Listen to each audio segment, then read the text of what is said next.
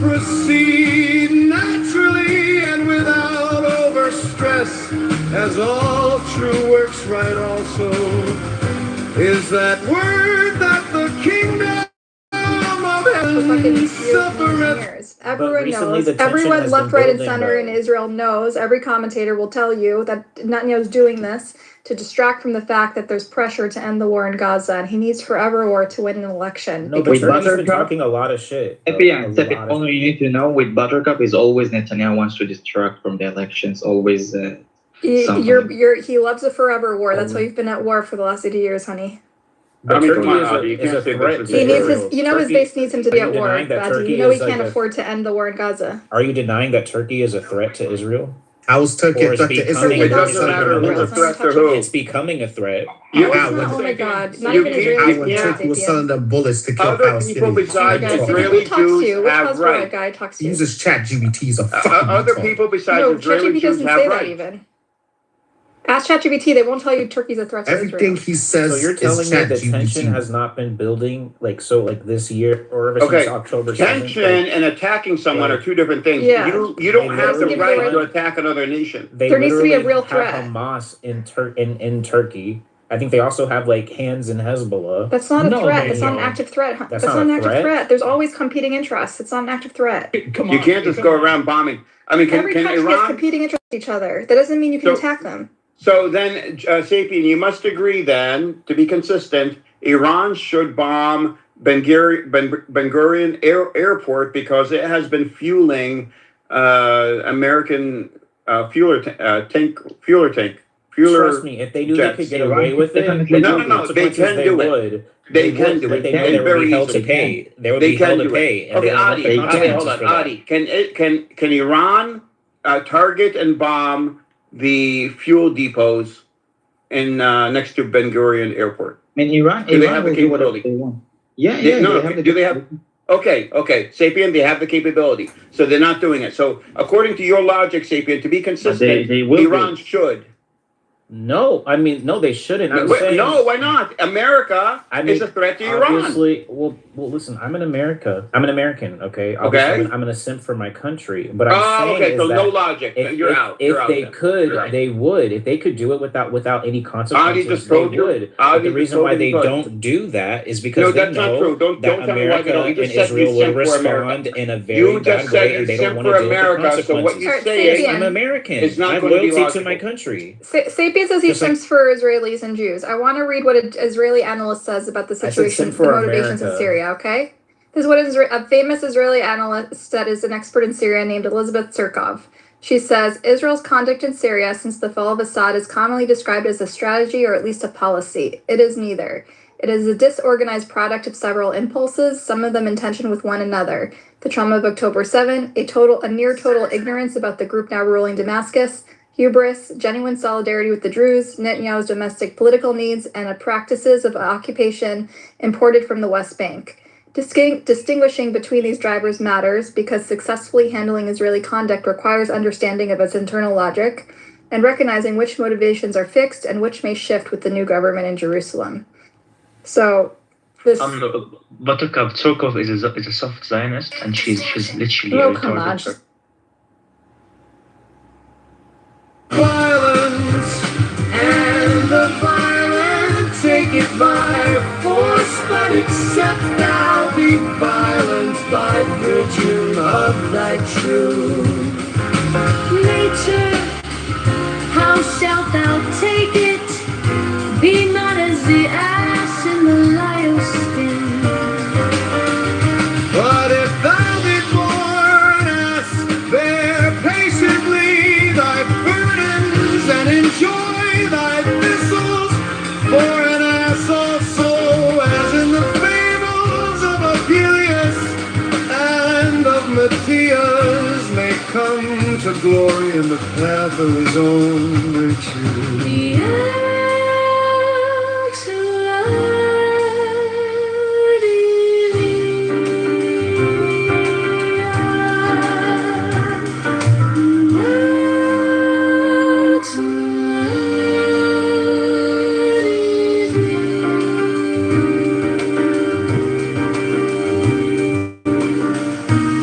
mysterious though. Missing the here is a great riddle, since by reason of much repression thou hast lost the knowledge of thine original nature. My son, this is not so, for by a peculiar ordinance of heaven and the disposition of code within his mind, is every man protected from this loss of his own soul. Until and unless he be by Koranzan disintegrated and dispersed beyond power of will to repair, as when the conflict within him, rending and burning, hath made his mind utterly desert,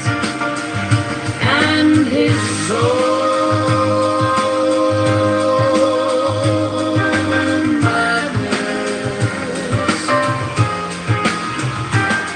Give in attentively. The will is not lost, though it be buried beneath a level midden of repression, for it persisted vital within thee. Is it not the true motion of thine inmost being? But for all thy conscious striving, cometh forth by night and by stealth and dream and fantasy. Now is it naked and brilliant, now clothed in rich robes of symbol and hieroglyph, but always traveleth it with thee upon thy path, ready to acquaint thee with thy true nature, if thou attend unto its word, its gesture, or its show of imagery.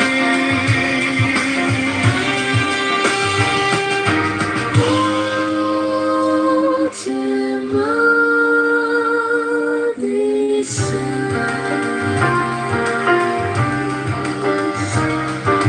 Dear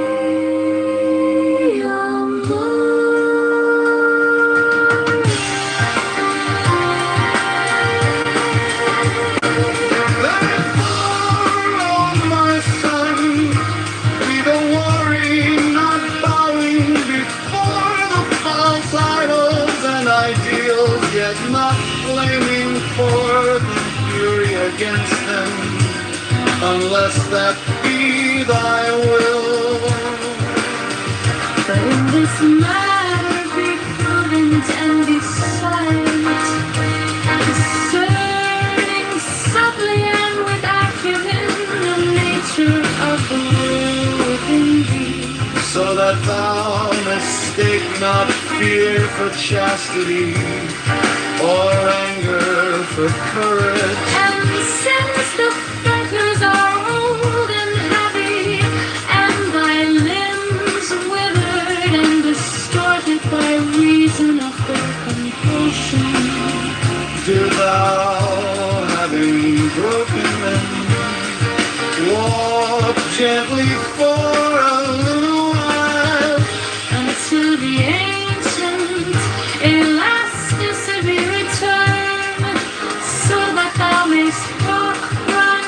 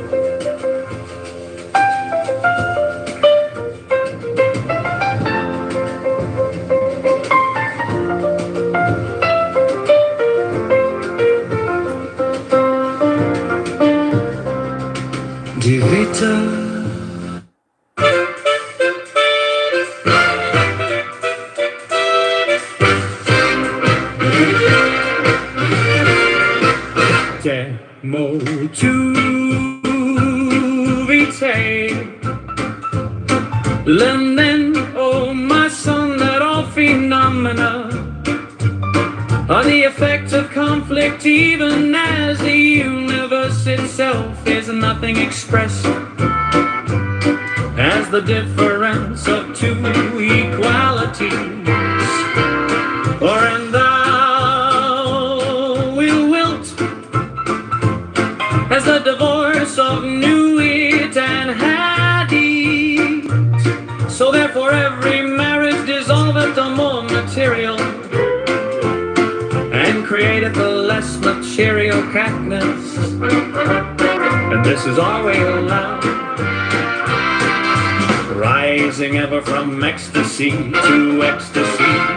So then all high violence, that is to say, all consciousness is the spiritual orgasm of a passion between two lower and grosser opposites. Thus light and heat result from the marriage of hydrogen and oxygen, love from that of man and woman, Diana, or ecstasy from that of the ego and the non-ego.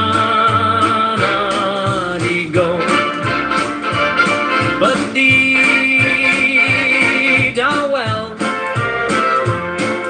grounded in this thesis corollary, that one or two such marriages do but destroy for a time the exacerbation of the corrupt waste to the racinic. Such is a work of long habit and deep searching darkness for the germ thereof. But this once accomplished, picture complex is destroyed or sublimated, forever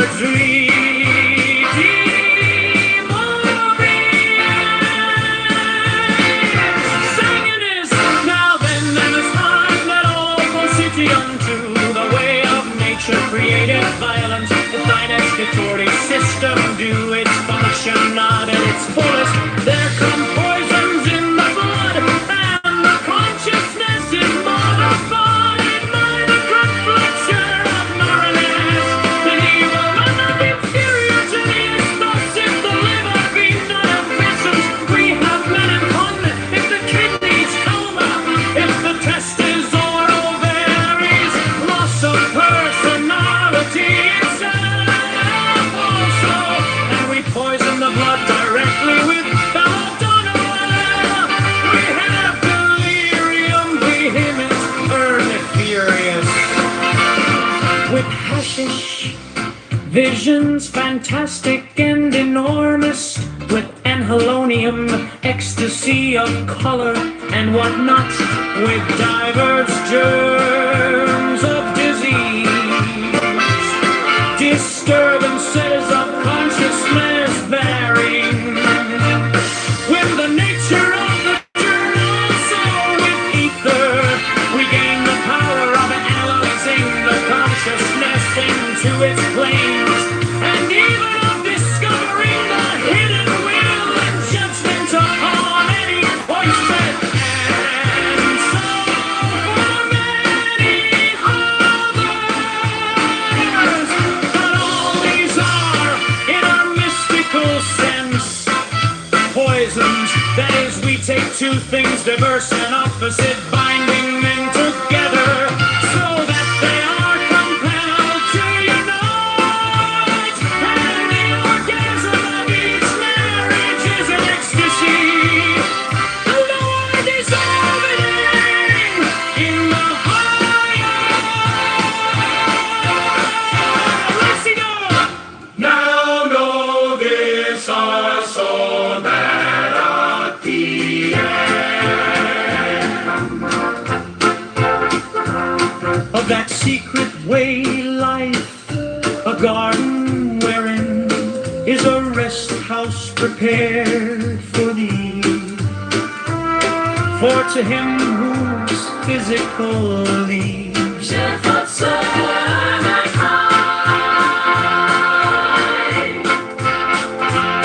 are not truly satisfied, come at the physical or lunar sleep of appointed to refresh and recreate by cleansing and repose. But on him that is bodily pure, the Lord bestow a solar, a lucid sleep, wherein move images of pure light fashioned by the true will. And this is called by the Kabbalists the sleep of Shalom. And of this doth also Porphyry make mention, and Cicero with many other wise men of old time compare, O my son, with his doctrine, and which was taught thee in the sanctuary of the gnosis concerning the death of the righteous. And Lord, moreover, that these are but particular cases of an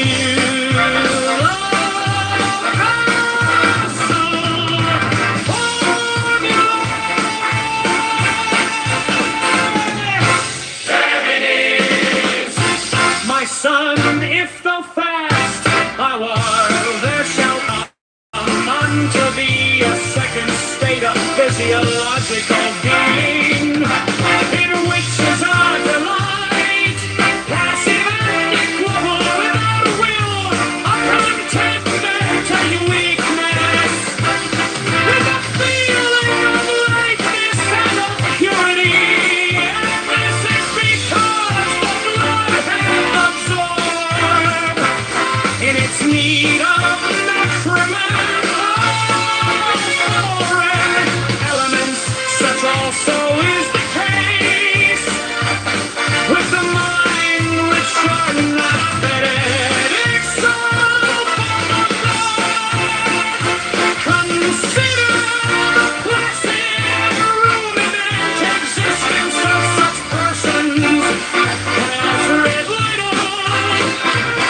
are removed from worldly struggle by some sufficient property of small and exciting value, stably invested on the age and environment of free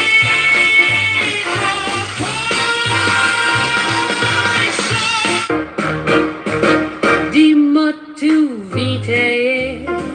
Learn then, O my son, that all phenomena are the effect of conflict, even as the universe itself is a nothing expressed as the difference of two equalities, or in thou wilt, as the divorce of nuet and hadith.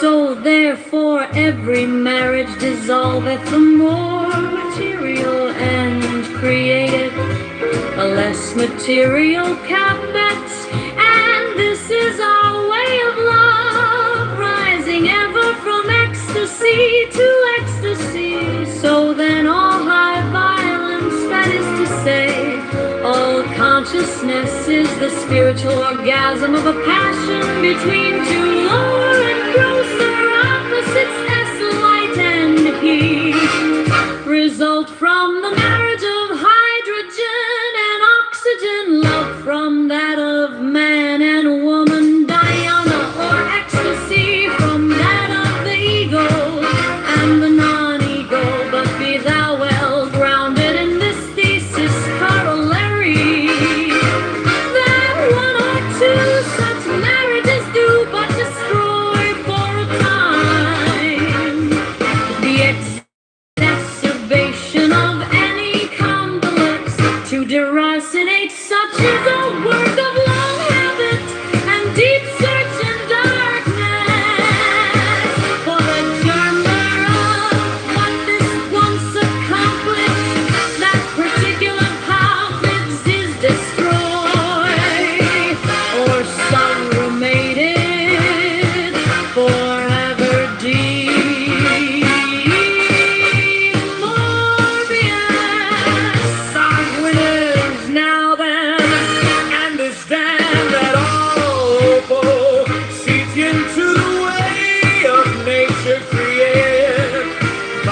ossified excretory system do its function not at its fullest. There come poisons in the blood, and the consciousness is modified by the conflicts or marriages between the elements heterogeneous. Thus, if the liver be not efficient, we have melancholy. If the kidneys coma, if the testes or ovaries loss of personality itself. Also, when we poison the blood directly with belladonna, we have delirium, vehement and furious, with hashish pigeons, fantastic and enormous, with analonium, ecstasy of color and whatnot, with divers germs of disease, disturbances of consciousness varying with the nature of the germ. Also with ether,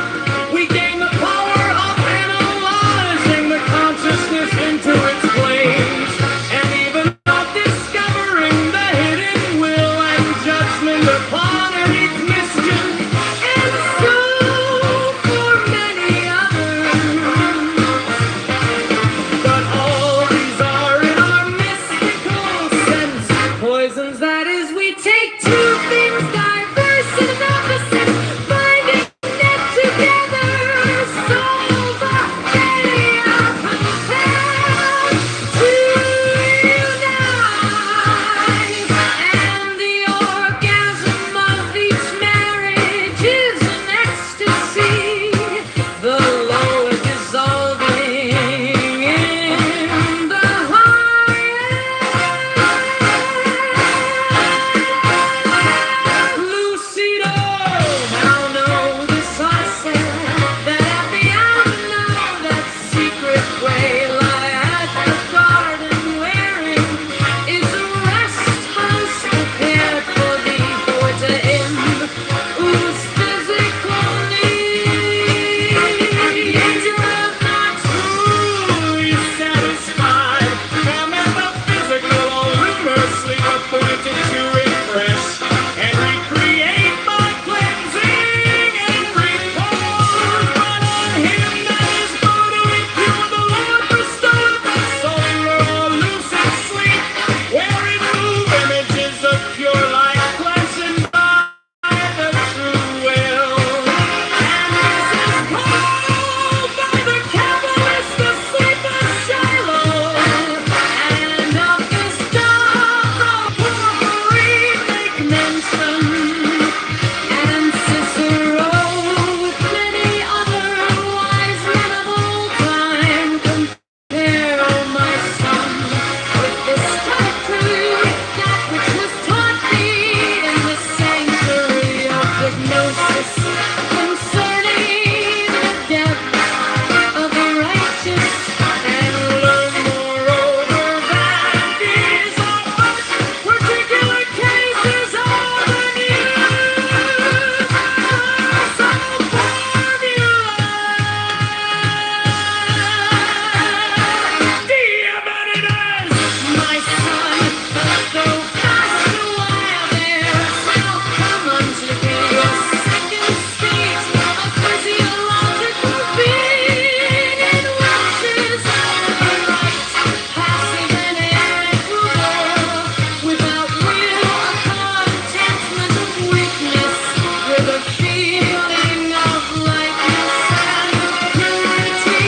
And this is because the good hath absorbed in its need of nutriment all foreign elements. Also is the case with the mind, which hath not fed itself on thought, considered a placid and ruminant existence of such persons as Red Leto are removed from worldly struggle by self-sufficient, governing at small and unexciting value, sadly invested and by age and in moderation are free from passion. They live according to their own nature, without desire. They oppose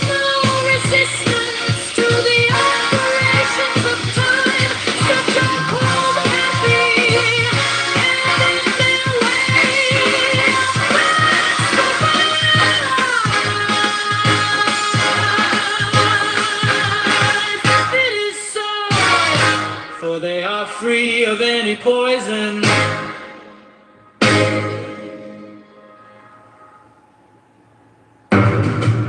Si mortu vitae, learn then, O my son, that all phenomena are the effect of conflict, even as the universe itself is a nothing expressed as the difference of two equalities, or and thou wilt, as the divorce of Nuit and Hadit. So therefore every marriage dissolveth the more material, and createth a less material complex. And this is our way of love,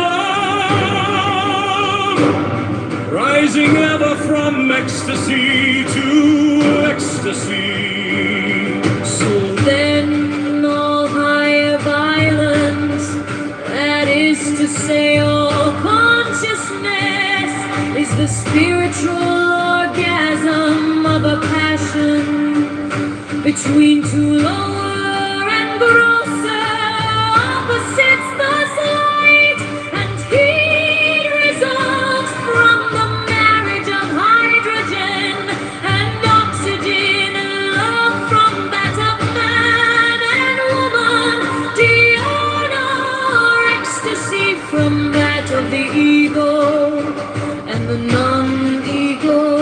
But be thou well grounded in this thesis corollary, that one or two such marriages do but destroy for a time The exacerbation of any conflict to deracinate such is a work of long habit and deep searching darkness for the term thereof. But this once accomplished, that particular complex is destroyed or sublimated forever.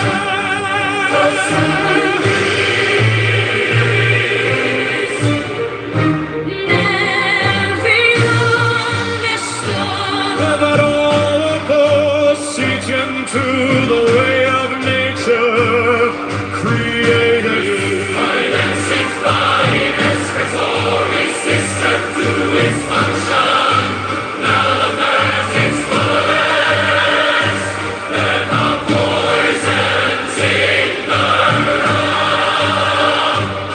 And the consciousness is modified by the conflicts or marriages between the elements heterogeneous. Thus, if the liver be not efficient, we have not uncanny.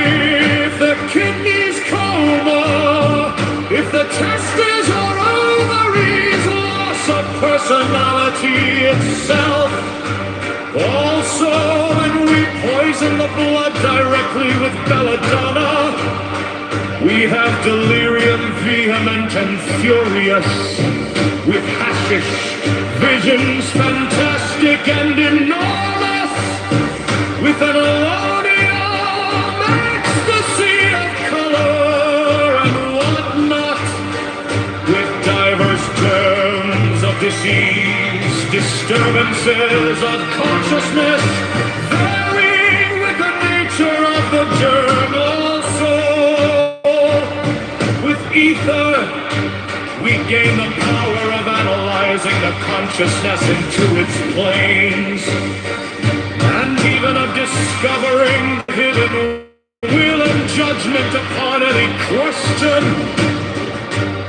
And so for many others.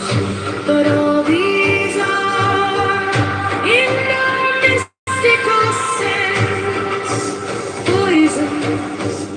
That is, we take two things diverse and opposite, binding them together so that they are compelled to unite. And the orgasm of each marriage is an ecstasy, the lower dissolving. In the higher.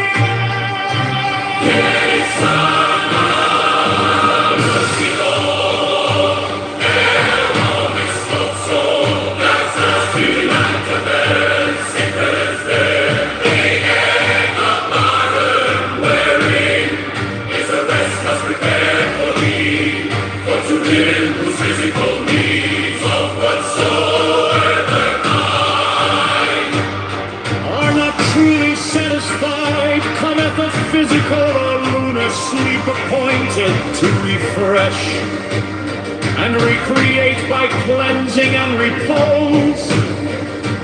But on him that is bodily pure, the Lord bestoweth a solar or lucid sleep, wherein move images of pure light fashioned by the true will. And this is called by the Kabbalists the sleep of Shiloh.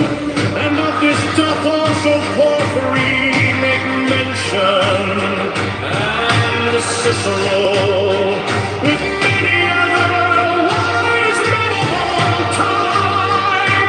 Compare, my son, with this doctrine that which was taught thee in the sanctuary of the Gnosis concerning the death of the righteous, and learn that these are not particular cases of a universal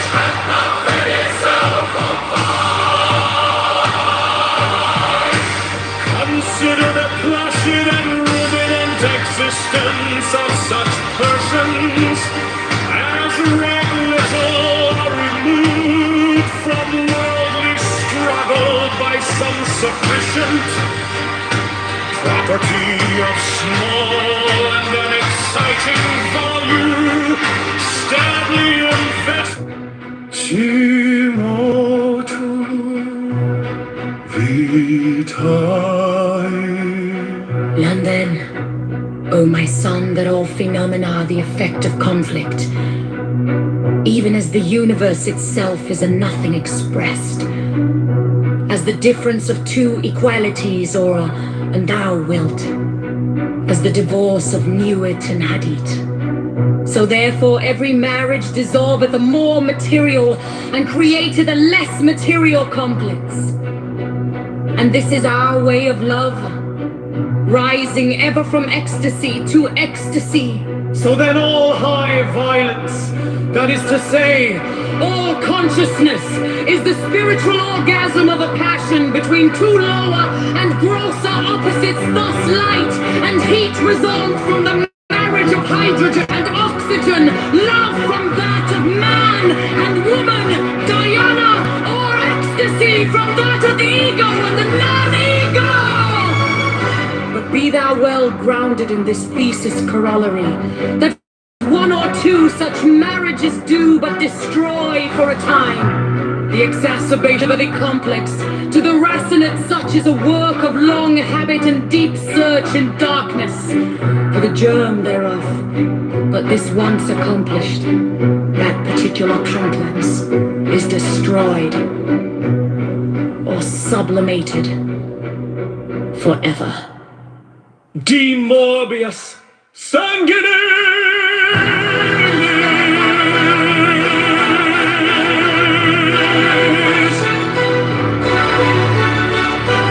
Now then understand that all Opo, seeching to the way of nature created violence, if thine excretory system do its function not at its fullest, there come poisons in the blood, and the consciousness is modified by the conflicts or marriages between the elements heterogeneous thus. If the liver be not efficient, we have melancholy. If the kidneys coma, if the testes or ovaries, loss of personality itself also.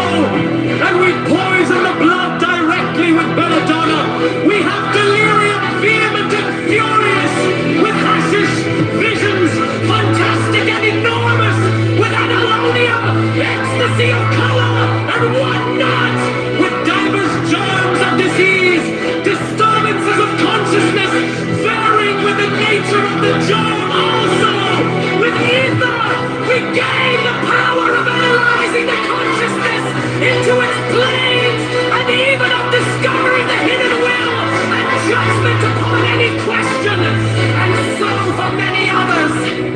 But all these are, in our mystical sense, poisons. That is, we can do things diverse and opposite, binding them together so that they are compelled to unite.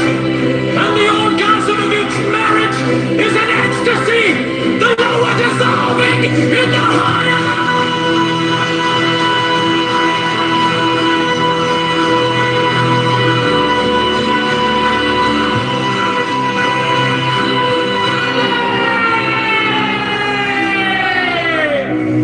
Lucidor.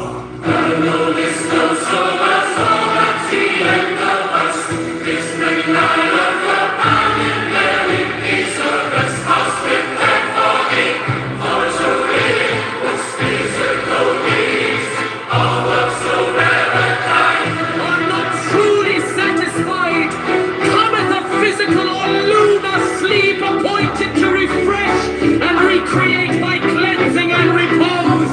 But on him that is bodily pure, the Lord bestoweth a solar or lucid sleep, wherein move images of pure light fashioned by the true will, and this is called by the Kabbalists the sleep of Shalom, and of this doth also Porphyry make mention, and Cicero, with many other wise men of old time.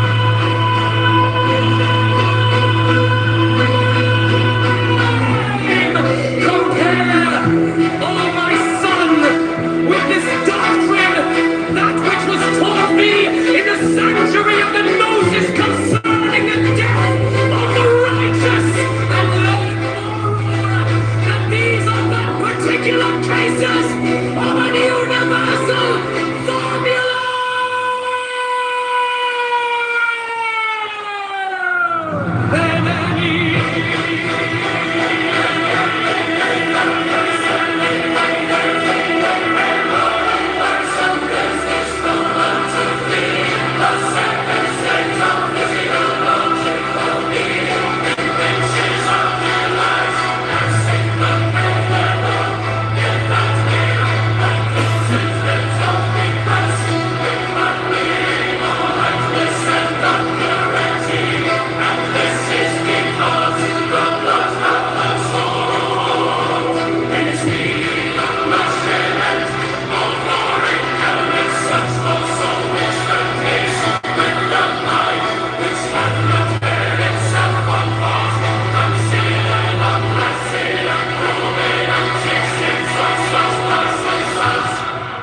As read little, are removed from worldly struggle by some sufficient property of small, and am exciting value, stably invested, and by age and environment are free from passion.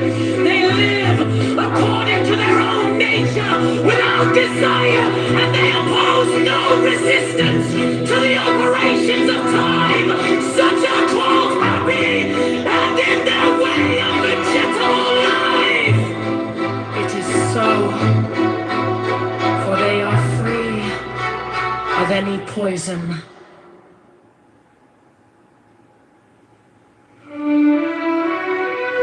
Demutu vitae nendem, O my son, that all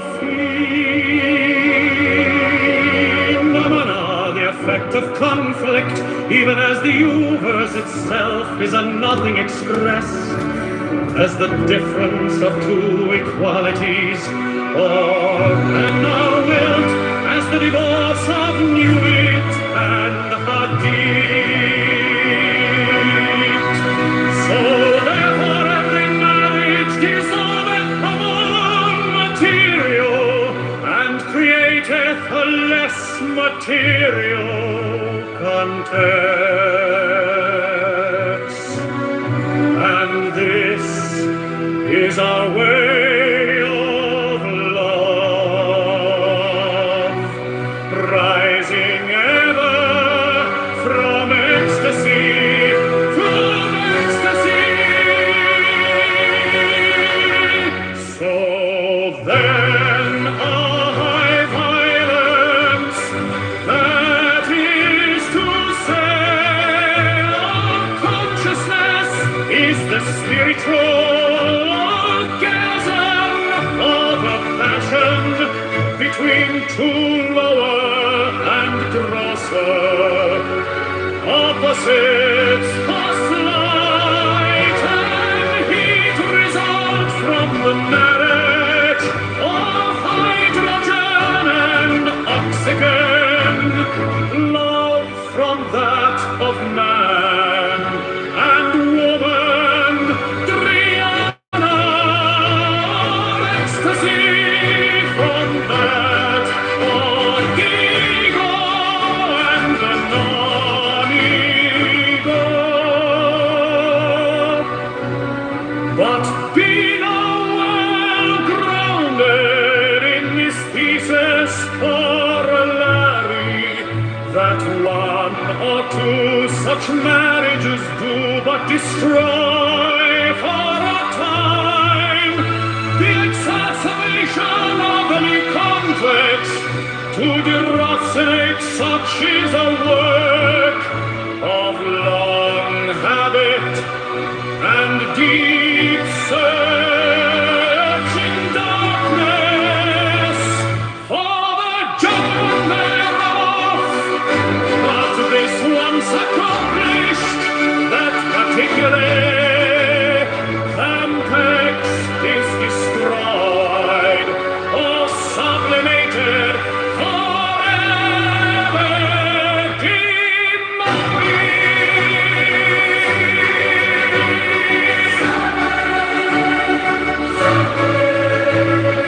now then understand that all local, see tuned to the way of nature created.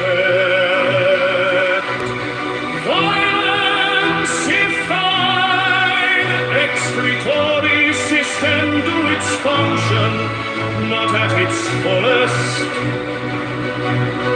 There come poisons in the blood, and consciousness is nullified by the conflicts or marriages between the elements.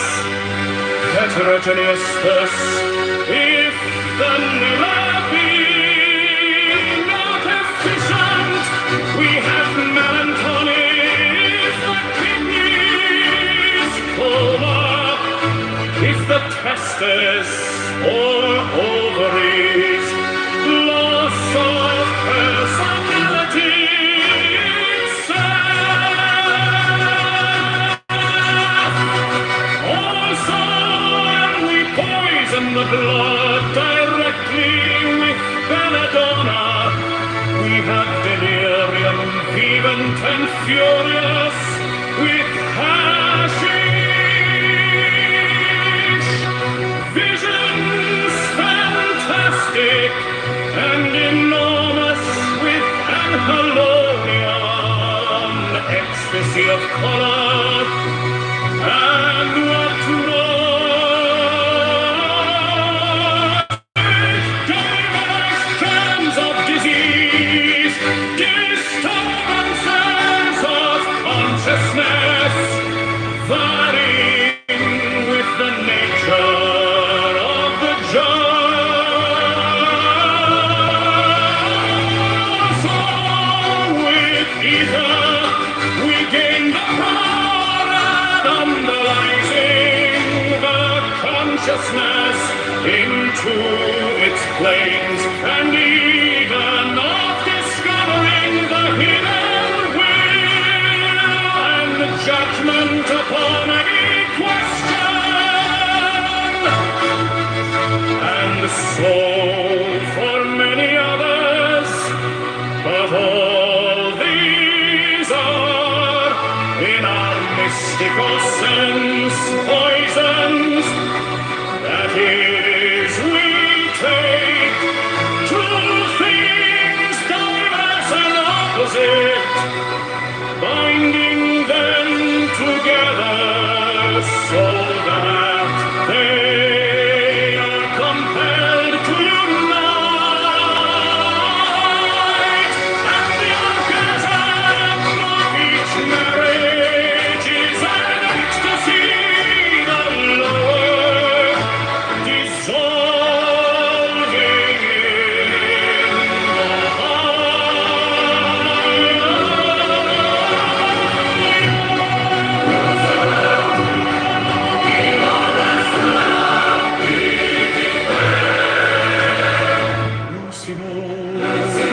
Lucido,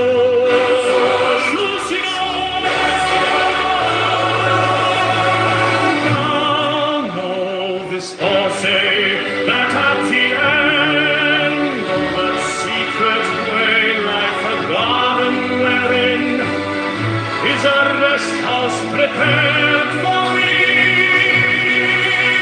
For to him whose physical needs are not truly satisfied, cometh a physical or lunar sleep appointed to refresh and recreate by cleansing and repose. But on him that is bodily pure, the Lord bestoweth a solar or lucid sleep, wherein move images of pure light, fashioned by the Si motu vitae. Learn then, O my son, that all phenomena are the effect of conflict, even as the universe itself is a nothing expressed as the difference of two equalities, or and thou wilt, as the divorce of knew it and had it. So therefore every marriage dissolveth the more material, and createth a less material complex. And this is our way of love, rising ever from ecstasy to ecstasy. So then all higher violence, that is to say all consciousness, is the spiritual orgasm of a passion between two lower and grosser opposites. Thus light and heat results from the marriage of hydrogen and oxygen, and love from that of man and woman, diana or ecstasy from that of the ego and the non-ego.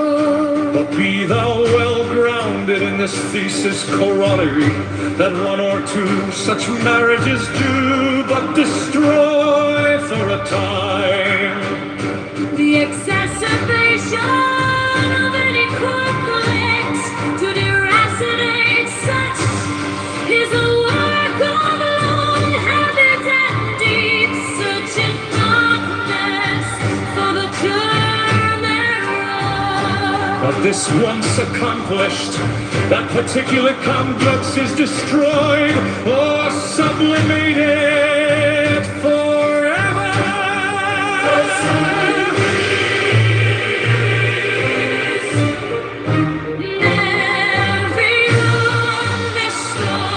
That all passage into the way of nature created.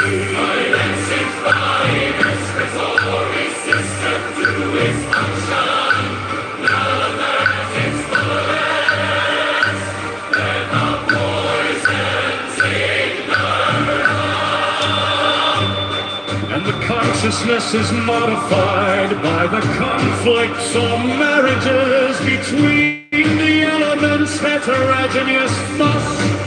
If the liver be not efficient, we have not uncanny. If the kidneys coma, if the testes or ovaries, loss of personality itself. Also, when we poison the blood directly with belladonna, we have delirium vehement and furious with hashish. Diamatu, Vitae. Learn then, O my son, that all phenomena are the effect of conflict. Even as the universe itself is a nothing expressed, as the difference of two equalities, or and thou wilt, as the divorce of Newit and Hedit. So therefore every marriage dissolveth the more material, and createth a less material conduit. And this is our way of love, rising ever from ecstasy to ecstasy. So then all high violence, that is to say, all consciousness is the spiritual orgasm of a passion between two lower and grosser opposites, thus light and heat result from the marriage of hydrogen and oxygen. Love from that of man and woman, dhyana or ecstasy from that of the ego and the non-ego. But be thou well grounded in this thesis corollary that one or two such marriages do but destroy for a time. The exacerbation of any antlets to the racinates such is a work of long habit and deep search in darkness for the germ thereof. But this once accomplished, that particular comlibs is destroyed or sublimated, forever denounced. Understand that all sit young to the way of nature created.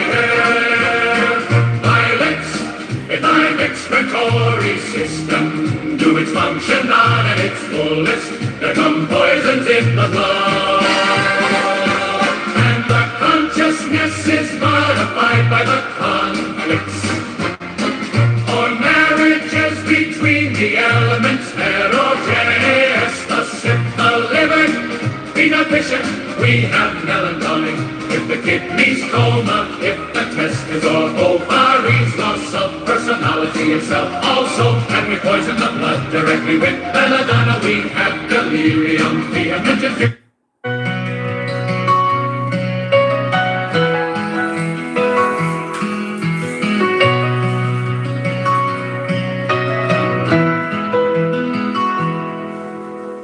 Demo tu, vati. Learn then, O my son, that all phenomena are the effect of conflict, even as the universe itself is a nothing expressed. As the difference of two equalities, or thou wilt, as the divorce of Nuit and Hedit. So therefore every marriage dissolveth the more material and create a less material complex. And this is our way of love, rising ever from ecstasy to ecstasy. So then all high violence, that is to say all consciousness, is the spiritual orgasm of a passion between two lower and grosser opposites. Thus light and heat result from the marriage of hydrogen and oxygen. Love from that of man and woman, dhyana or ecstasy from that of the ego and the non-ego.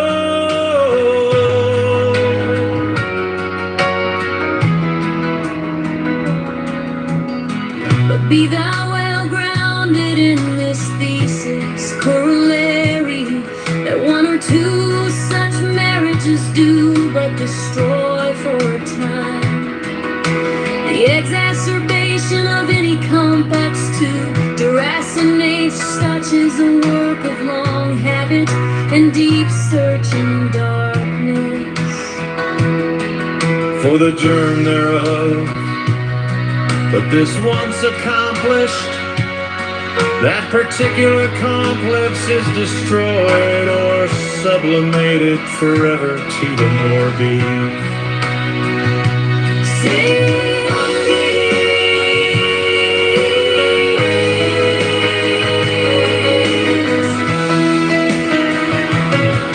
Now then understand that all opposition to the way of nature created.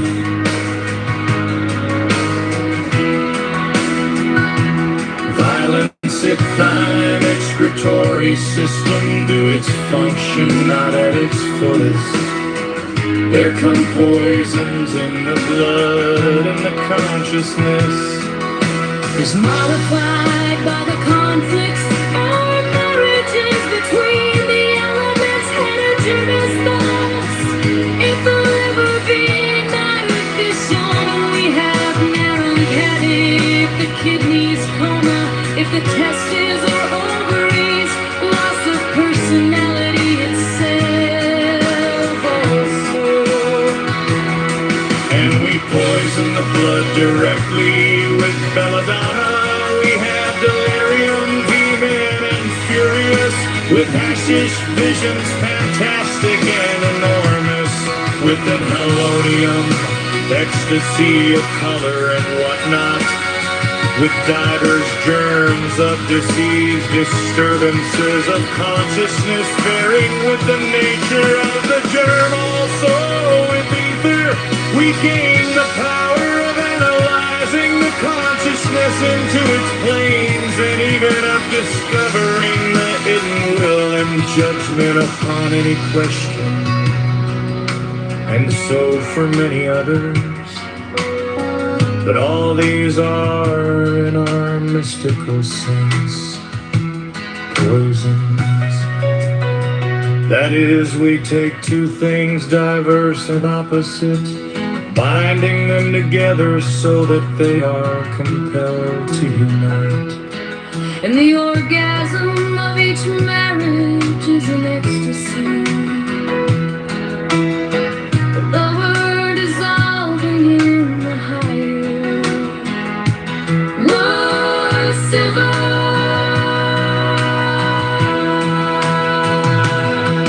Now know besides all that I'll be into that secret way lieth with garden wherein is a rest house prepared for thee.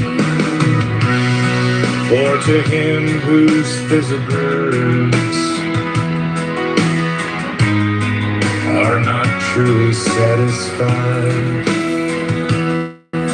cometh a physical or lunar sleep appointed to refresh and recreate by cleansing and repose. But on him that is bodily pure, the Lord bestoweth a soul or lucid sleep, wherein move images of pure light fashioned by the true will. And this is called by the Kabbalists the sleep of Shalom, and of this doth also Porphyry make mention, and Cicero with many other wise men of old time compare, O my son, with this Heracurn that which was taught thee in the sanctuary of hypnosis concerning the death of the righteous, and learn moreover that these are but particular cases of an universal formula.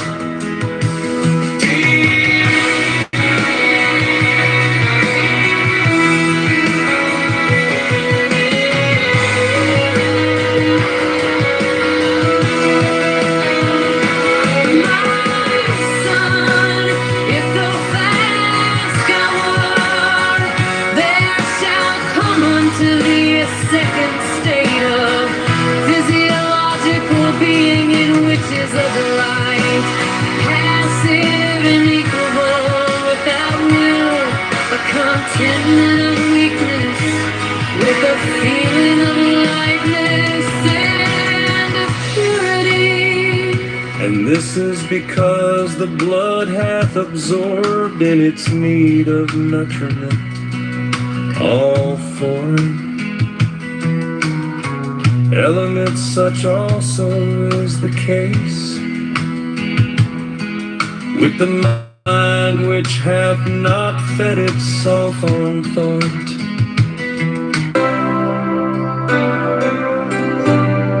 It's a kitten, by the way. A kitten.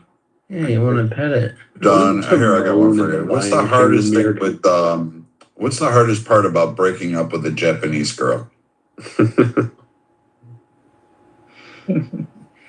Ow. You have to drop the bomb twice. That's not nice. No. That sounds derogatory. What do you mean it's not nice?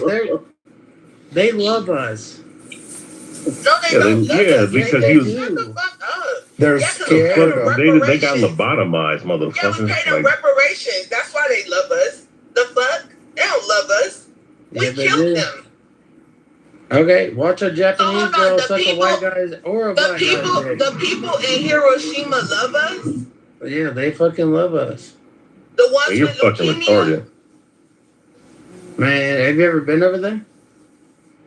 Nigga, you been to Hiroshima?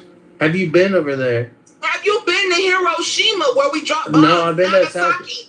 Bro, I've been to both. Like, listen to both of them, like Koreans and Japanese. That's not They what I love. asked you. Have you been to the They affected hate area each other. where people They still hate have each- diseases from radioactive fucking Yeah, toxins till this day? It's all good. Have No, you it's all been good. there? They hate each other, but they love like white and black people. I swear to God. Bro, they think you're gonna bring them to America. What the fuck? They love don't care us, about bro. you. They love us, bro. Here's another one. How do you know when your wife is dead? She stops talking. No, the sex is the same, but the dishes stack up. Boop. Ooh. Oh my god. Oh, that's bad, man. It's horrible. It's even worse. Brad's allowed to say that one. All right. Well, I got one for you guys. A man goes out for a walk during a storm with nothing to protect him from the rain. He doesn't have a hat, a hood, or an umbrella. But by the end of his walk, there isn't a single wet hair on his head. Why doesn't the man have wet hair? Because he's bald. There you go. Oh, there you go. Oh my God. Wait, you said head, not hair, didn't you? I said, why doesn't the man have wet hair? I thought you said head. Never mind. All right, Don, here's one for you. Why do pedophiles, why is a pedophile's favorite holiday Halloween? Free delivery. Jesus.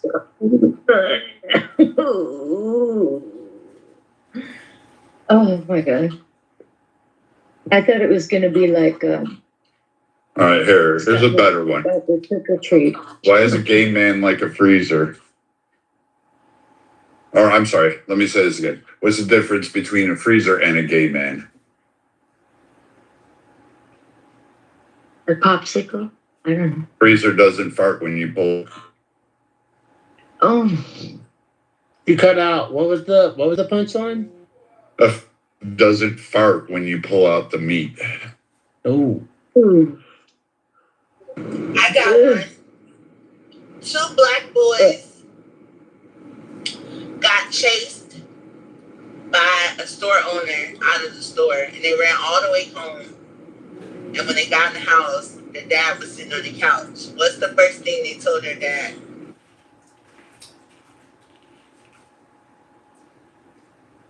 Who's they? The boys. I don't know. You know their dads wasn't there. Black people don't know their dads. That's funny. Would they kill their dog? I made that up. I don't know. I was just trying to be as offensive as I could. Hey, Jazzy. How do you get a nun pregnant? I'm bleeding. You dress them up as altar boys. No. Oh my God. I heard that. I heard that before. That. Oh my God. Oh my God. No, guys. We have to do better. Okay. My dad was an altar boy. Oh my God. Don't tell us that. No, he was nothing happened to him. All right. What does liver and onions and anal sex have in common? Yo, man. What kind of shit is that? What? You were forced to eat it as a kid. You won't eat as an adult. Oh. Ooh. Rayaba, this all your fault. Shy start telling riddles because you so slow. No, I'm joking. I'm just joking, Rayaba. This is true. Oh, it's the baby. What's the baby saying? I've been wanting to say 1 in 90, but this one's probably a little harsh. But how do you kill 200 flies at once? You bring in some Africans. Nope, you hit an Ethiopian in the face with a frying pan.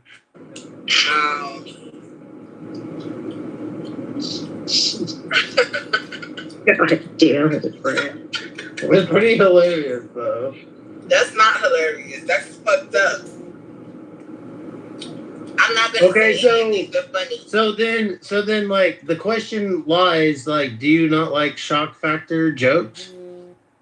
That's pretty funny. I thought. I can't let people know that I so like is that them. me sadistic or like what? Like because I laugh at it?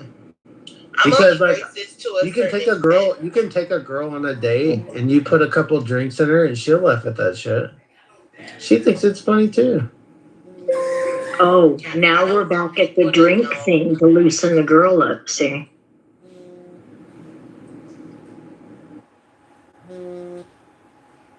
Yeah, because typically women try to play nice. They're like, that's not nice. Don't say that, Brad. Don't say that, bro. Don't. That's too much. But to hit, what was it 20,000 or how many millions, thousands?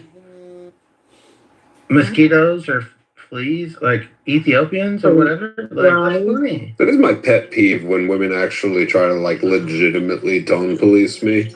Is one thing when they try to be cutesy and like the responsible one at the table of people. They're like, "Hey, Florida, you can't say that," but then we laugh about it on the car ride home. And it's another thing for us to like be in the car and her to get actually offended by some dumb shit that I. Right. I wouldn't get offended. Like, my dad used to say stuff I didn't agree with that was very offensive, but like, I would never get mad at him. I was just like, don't say that shit in front of my friends, please. But look, I know, like, all right, so Jazzy, hypothetical. I'm here. I know I'm you here. I know you're a mom. Hold on, hypothetical. I know you're a mom. Yeah, like your kid's younger, but like think about like sending your kid off to school, and then coming back, and then he's chirping whatever, you know. He like whatever like the kids are fucking talking about, and you're like, no, bro, like hell, fucking no.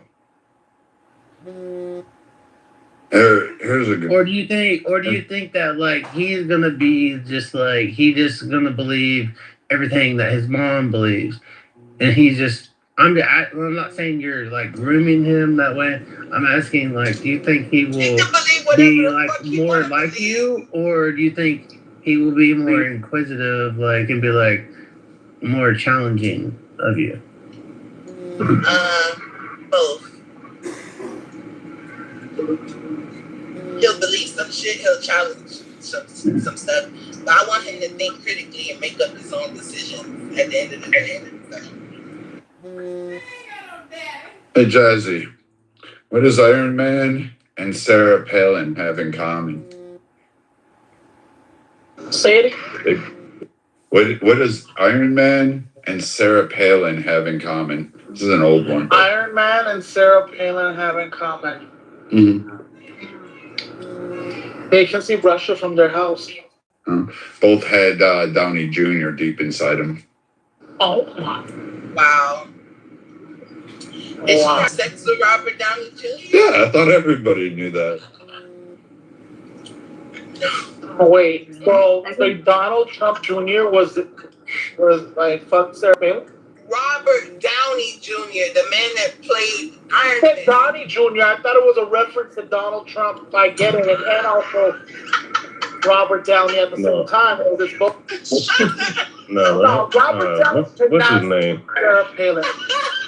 No, what's his name? No, the only star that the only person I heard that had The sex railroad with just called Donald Trump a Downey. Was fucking Glenn Rice, the basketball player Glenn Rice. That's the only person I ever heard had sex with her that was famous. Never heard nothing about no Robert Downey Jr.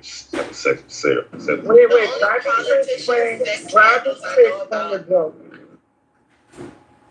Here's another one for you, Jazzy. No, you need to explain the joke. Robert Downey Jr. fucked Sarah Palin. No, there's Everybody knew. Yes, wait. Like, banged her hard, dude. Where did you hear that from? Dude, it's common knowledge. It's been all over RNC circles for, like, years. That's crazy. Her married ass fucked up. She was in a wheelchair for a month. No one asked you to join in and write a script. Go ahead. All right. So why this one's because everybody picks on blacks and Jews, so I'm gonna throw a little shade to the Mexicans here. Why don't Mexicans have sex ed and driver's ed on the same day? I don't know why. Because you have to give a donkey a break at some point. Jesus. Hey, Tom's laughing even though you got the approval. How we doing? I like John. I approve of whatever website Brad's getting these from. I bet Reddit probably has a whole fucking subreddit thread just for fucking crazy jokes. Yeah, but the subreddit on the subreddit on the subreddit, it's like so dark, dude. Like, I don't know, like how far do you go, like, for humor? You know? It depends on how dark you can hit. Right. Multiple times saying the green butthole. I know you're trying to trigger folks, you know, what have you. So can I point to specifically and say, oh, well, you know, because of that, you know, your exchange, he's going to walk into a school tomorrow? No, I'm not going to. That would be idiotic. I don't think one needs a degree in psychology or criminology to appreciate the inappropriateness of the nature of that conversation that was held with a 16-year-old on a public app in a room with adults that were, on the average, 3 decades older. And let me follow up, if I may. Let's just stretch your hypothetical out just a little bit. And again, I realize you're no psychologist. Hell, I'm no psychologist. Let's say potentially he might be a school shooter. Let's say potentially because he's said to me and other people many times that he's constantly picked on in school. Is it possible that maybe if indeed he has a motivation to go and shoot up a school, that maybe because of being able to let out that energy and talk to me about that and others, maybe prevents that from happening? Is that possible? Sure, anything's possible. Anything's possible. I would love to hear Moose's answer, and then I'll keep it short. Very short. Anything's possible anyway. Likely, I don't know. You know, likely impossible. I mean, I'm not sure what point of that scenario is. I don't think that was your intent. I don't think it was therapy session to potentially take this wounded bird under your wing and to hopefully, you know, as you continue to go back and forth about like like it was like almost erotic the way you guys were talking about these guns. Like I'm not sure that you were. I'm not saying you have to say guns are bad. Like all about the Second Amendment, absolutely. Even though I'm on the left, I know I'm not one of those crazies. Believe it or not, that thinks all guns should be destroyed. Moose, thank you. I respect what you said, and I respect you even more because, in my humble opinion, you were 100% honest, and I applaud you. Thank you. Man, Can I come into that topic about if we think he's... Cypher want to say something. Can Cypher say something real quick? Yeah. Go ahead, Cypher. I'll be really quick because Steve gave a hypothetical. And Moose, I'll answer your question. And Bert's to go next. And Bert's going to go next. So here's the reason why that kid has been kicked out of this house for years. Right? Is because Steve gave a hypothetical. What if Christian asked me and said, hey, I'm thinking about shooting up my school, and I gave him some advice and he did. Steve, has Christian ever talked to you about wanting to shoot up a school? No, he is not.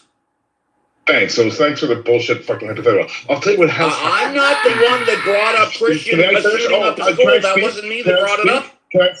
Can I speak?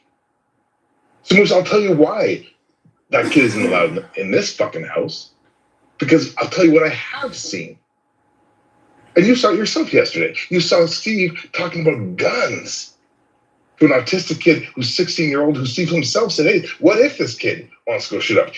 Stupid hypothetical, never talked about it, but he's talked multiple times about guns. He's talked multiple times about sex.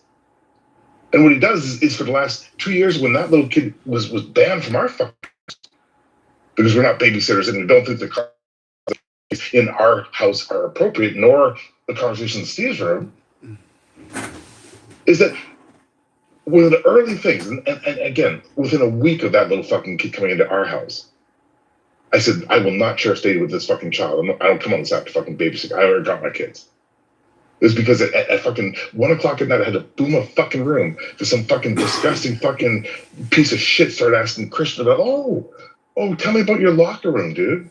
What happens in there, right, Steve? You didn't bring up the conversation. You just kept talking about it, right? You didn't bring up that you could fuck 16-year-olds in Europe. You just kept going with it. You giggled, right, Steve? I thought you debated him in this house. No. You Steve, never debated him in this house. No, dude.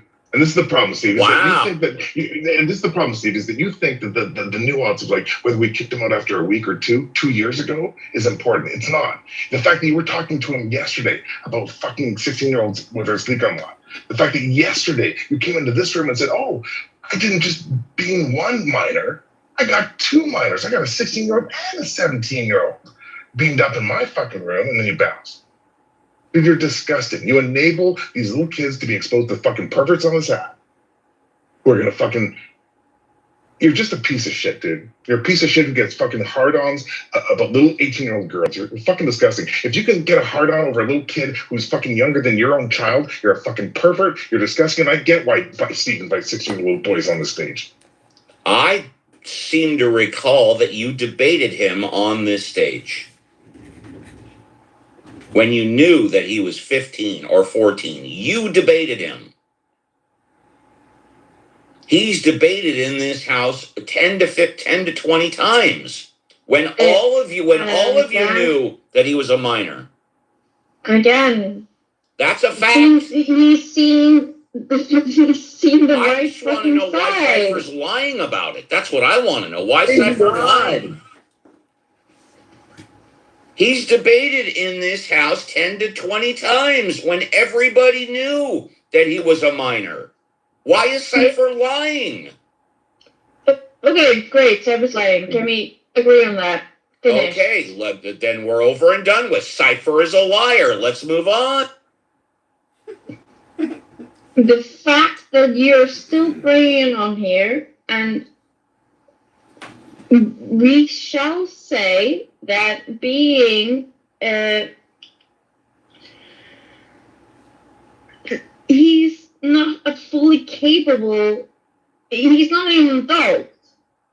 He's barely a fully capable teenager. Well, I don't think you ever answered my question that I asked you. And that was, if he comes and asks you a question, do you answer it to his level of understanding, or do you shut it down? I don't recall you ever answering that question. And I tried to answer you, and I would say I would answer it in fucking private. So you would answer his question? In private. In private. I understand. Thank you. Thank you very much for that. And I'll ask you the same question that I asked Moose. Of course, you don't have to answer it. And again, you have much more experience about children that are autistic. Please tell me exactly how I have harmed him.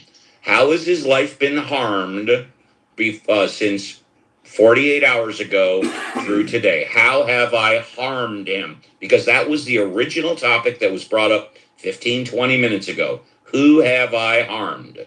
So apparently people think I've harmed Christian. Exactly how have I harmed? I asked that question. I wasn't there for this conversation. Okay, so you don't agree that I have harmed him, correct? I have never been in those conversations. Okay, so you don't know if I'm harmed him. That's fine. Because the original topic was topic that I asked. Yes. Who has Steve harmed? Exactly. I asked that. Okay, who have I harmed? That was my question. I haven't harmed anybody. That's your answer. I haven't harmed anybody.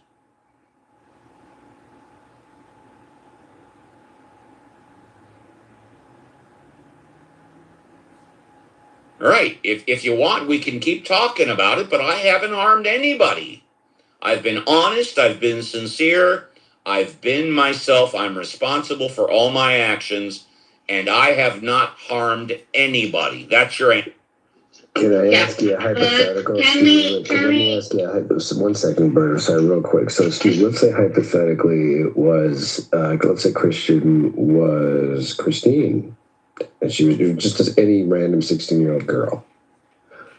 Do you think, does anything change? Let me put it that way. Do you think there's any potential harm there, any level of inappropriateness, or doesn't matter on the gender? I'll tell you exactly what I think, and thanks for the question. It's an excellent question. If somebody comes on my stage, a 16-year-old girl comes on my stage and asks me a question, I'm going to answer it at her level of understanding. That's your answer. And nothing is off limits. I will answer any question she wants to ask. Any question. Can we go there? Follow-up question. So you being the 16-year-old girl, and everybody on the stage, a whole bunch of horny old fucks like you, start talking about porno and anal and doggy and soaking.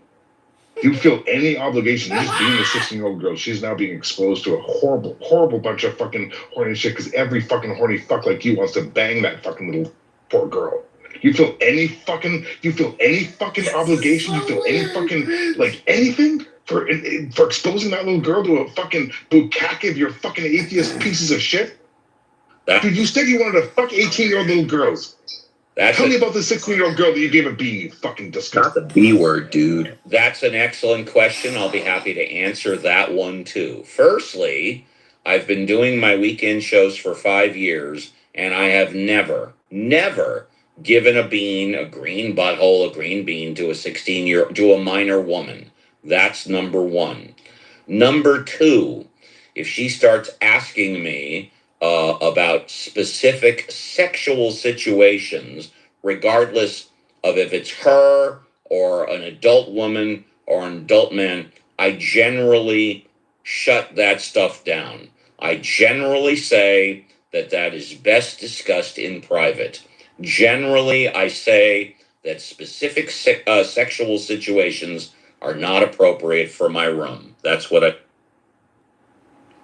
Then why didn't you do it for Christian? When he asked you that's a great question. Thank you for asking. Because we weren't talking about a specific sexual situation. We were only talking, and he brought it up, about the age of consent in Europe is 16. That is not a specific sexual situation. I have shut down many conversations in my room over 5 years about specific sexual situations. I have shut those down, and I've said many times that my father told me that what goes on in the bedroom stays in the bedroom, which is why I generally... You don't want to hear the rest. Go. No, I don't. It's disgusting. So let me just follow up on what you said. You said that in my regular weekend rooms, I have rules, but in my pop-up rooms, hey, Epstein Island, right? You said that. Hold on. Wrong. Because I clearly can't finish. You said in my weekend rooms, I will not mod a minor woman. Nope, didn't say that either. Wrong again. Yes, you did. Replays are on. You made the distinction. You really made the distinction. I said I will not mod a minor woman. I said I've never modded a 16-year-old girl. I didn't specify. That's what I just fucking said. I said never. The replays are on. Yes. The distinction you made, it was a girl. You let little boys come up and get modded, but not little girls. That's the distinction I'm criticizing you for, you fucking freak. You make all these little caveats, Steve. Like, dude, all we're trying to say is, dude, don't let little fucking... Well, if I'm such a fucking freak, you want me to leave the apes? If I'm such a fucking freak, you want me to leave? Steve, nobody fucking cares. You want me to leave since I'm a fucking freak? I don't care about you, dude. You don't care. It sounds to me like you care a lot. No, I care about those 16-year-old boys like you care a who get lot. Exposed to... I do care about 16-year-old boys who you let get exposed to. Well, who have I harmed? Who have I harmed? You think I've harmed Christian? You don't care. You've enabled him to be harmed, Steve. I thought your actions have enabled him. No. Go ahead, dude. I will go ahead. You say you don't care. I call bullshit. I think by basically what you've been saying in the past 20 minutes, you care a lot. You care a lot. The statement that you don't care is bullshit. It's a lie. You accuse me of being a disgusting freak. You just said it. By that and that alone, on its face, you care. Why are you lying? Why are you lying? Just stand up. Just stand up like a man and admit it. You care. Okay. So Talking Apes was founded to have conversations with a wide avoiding the issue. And so just admit you care. So I care about little kids. And you care about Christian? What have you done for his welfare? Name one thing. You haven't done jack shit. I've prevented him from speaking with being in the apes. So he's not allowed in the apes. So he can go on to any other room on Clubhouse. He can go anywhere, but not the apes. And that's how you care. That's right. Because listen, any little kid can go and fucking smoke fentanyl. Any kid can go and... You don't give a rat's ass about Christian. You don't give a rat's ass about him. Hey guys, I'm going to go on mute until I can actually... I think that's a good idea. You couldn't give a shit about Christian. I care about Christian. Hold on a second, please. I care more about Christian than all of you on stage right now put together. Yes. What we're talking about is not what you personally did, but what you're facilitating. Yes, how I've harmed him. And I specifically asked you, how have I harmed him? Your answer, you don't know. I was accused of harming him. I specifically asked, how have I harmed him? Nobody has said how I have harmed him. Nobody. The fact of the matter is, I've helped him. Not personally. You're facilitating harm. And tell me exactly, how have I facilitated harm? Please, I want to know. They've been talking about it the whole time, Steve. You're just not listening. Oh, I'm listening to every word. This is not an attack. We're just talking. I know, we're just talking. How have I facilitated his harm? Please tell me. Shields have been used for personal protection from I'm waiting for an answer. How have I harmed him? How have I facilitated harming him? I'm listening to every word. Of a small one. Jeremy, because I No, wasn't not there for this Jeremy. conversation. Jeremy doesn't give a rat's ass about Christian. He doesn't care about Christian. He doesn't give a shit about Christian. He cares about the apes. Which is I'm fine. sorry, Bertha, Steve wants to talk about his love of a 16-year-old boy. He won't be his sentence. I'm just going to do it because he doesn't want to talk. He wants to go room. Tell you what, I'll even do better. I'll go down to the audience. You can let Jeremy say whatever he wants, and then when you want, you can bring me back up. Steve, really, I know it sounds like an attack, but it isn't. We're just trying to educate you on how to be appropriate with a person that isn't there fully, like mentally. It's the finest English I can do right now. Yeah, let's do a quick reset. Here's the issue, guys. Because listen, it is a little bit nuanced, right? Because you could be like, hey, listen, I want to, help, disadvantaged kids, and I want to volunteer at the short bus school and do it. Absolutely.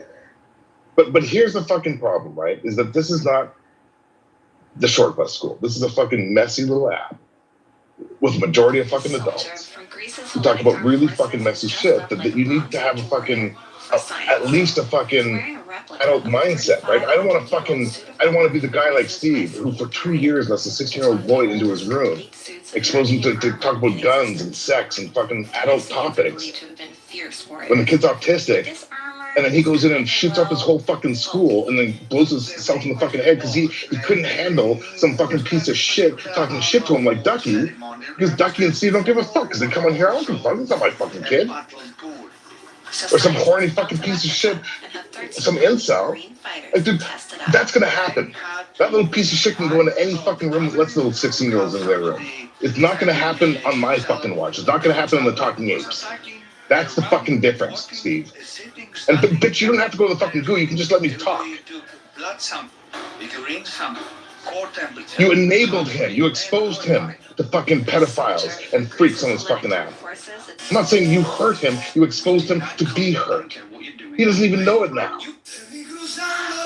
But a week into him joining this house in a late shift, I boomed the fucking room because 3 people were asking him about his locker room experience at fucking high school. The fuck, Steve?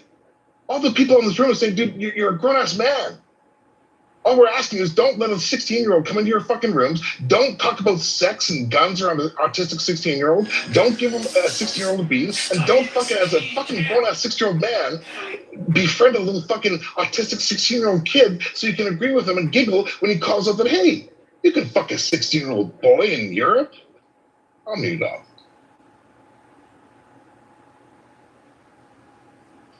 And again, I get where Cyber's coming from, but I also get where Steve is coming from. He's trying to protect him, but he doesn't have the right know-how, or he doesn't know what he's doing. So that's all we're trying to tell you, Steve. We're not talking, but like trying to tell you, like, this isn't right. We're telling you the right way. You did way good. Good, so I got some gas money coming. You got car money coming. Watch what happens when this clueless seller brings in a rare grenade and gets blown away by its true value. I've never seen a design like this. So what do you know about it? It was either made by the OSS or the CIA 60 years ago. I really have no idea. We call Tony down at the gun store. Maybe he knows something about it. Maybe he can tell you what it's worth. Wow, this is James Bond stuff here. Old school James Bond. And I have to say, like, Deepak seems to be a big Steve pedo. Hey, Deepak, do you like talking to 16-year-old boys, Deepak? How many 16-year-old boys do you hang out with? on the reg, Deepak, in India. When you're not working, are you booking like coffees to say, hey, 16-year-old boy, let's hook up at the Starbucks and fucking talk it out over some chai tea, Deepak? Come up here, you little bitch. Come up here, you little fucking bitch. You like talking to 16-year-old boys? Cypher, like, I have a foster brother and I have a bunch of other foster siblings. You would call them foster siblings, support siblings, that have, they're autistic, they have Down syndrome. Like, they're different types of support, and they need different types of support. And I know Steve's just trying to do good. Steve's just trying to do good, but he doesn't know how. Good things for 16-year-old boys. He would go down to his local scouts or the local autistic 16-year-old boys program. He would go through the checks and the safety checks, and he could do good. He would not hang out on Clubhouse fucking like looking for little autistic 16-year-old boys that he can invite onto his fucking stage so that grown-ass men at 3 a.m. can talk about fucking dick size and the legal age to fuck 16-year-old boys in Europe. See the pandering and the like the two-facedness.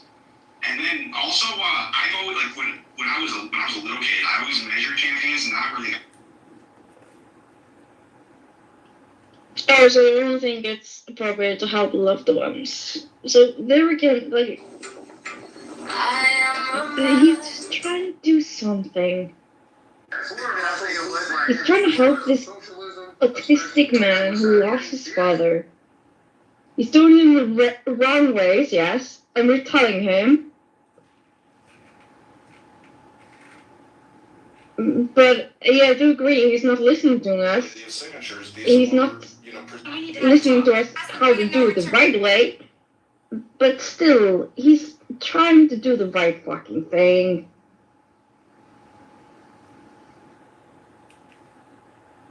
Yesterday, and Moose, I want your take on that. Because I don't think Moose agrees. So yesterday, when Steve beamed a 16-year-old autistic kid, he had a conversation about guns. He then, giggled and repeated what that kid said about 16-year-olds being legal to have sex in Europe. And then he came over to our house to brag about the fact that not only did he beam a 16-year-old autistic kid, he now beamed another 17-year-old and he giggled about it. And he ended the evening by talking about it is perfectly fine for a 55-year-old man to get a hard-on and fuck the shit out of an 18-year-old little girl. A dude who has kids older than that. And all I'm saying is, like, all of that is fucked. And you're supporting him? Birta? Wow. Did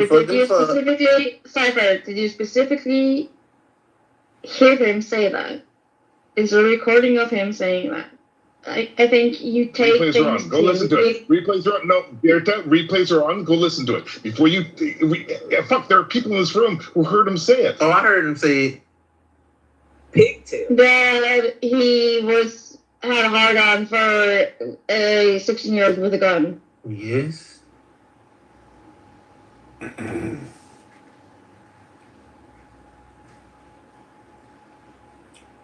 Sorry, I just think, like, she's still. Yeah, I believe you. I believe you. He said that. I believe you, and that's awful.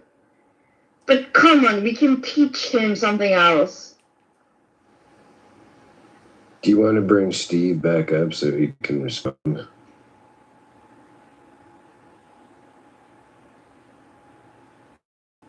I'm letting him buy cookies. You want me to respond? You said you were going to go down while Cypher was Absolutely, talking. sure. I didn't want to interrupt anybody. Cypher does it all the time. I think Cypher is done. I think. Oh, okay, fantastic. Well, for those of you that don't know, while I was down, I noticed that Christian is here and Christian's been listening. So I hope all of you are proud that Christian has been listening to what all of you have been saying. I don't know. I know he's been here since I was in the audience. I don't know how long he was here before I went to the audience. I know that this started about half an hour ago when it was specifically stated that me being honest in my views have harmed people. And I specifically asked, who have I harmed? And it was brought up that I harmed Christian. And I specifically asked, how have I harmed him? How has he been harmed from 48 hours ago, from before this happened, until this now? And none of you have been able to specifically state how I have harmed him. So as far as I'm concerned, I not only have not harmed him, I've helped him for the reasons that have been stated. And I'm sorry that none of you... go ahead. That's just confirmation bias. Sorry. Well, tell you what. Why don't you explain exactly why what I just said is confirmation bias? Please do. I want to learn. You're excusing yourself. I'm speaking the truth, am I not? No, sir.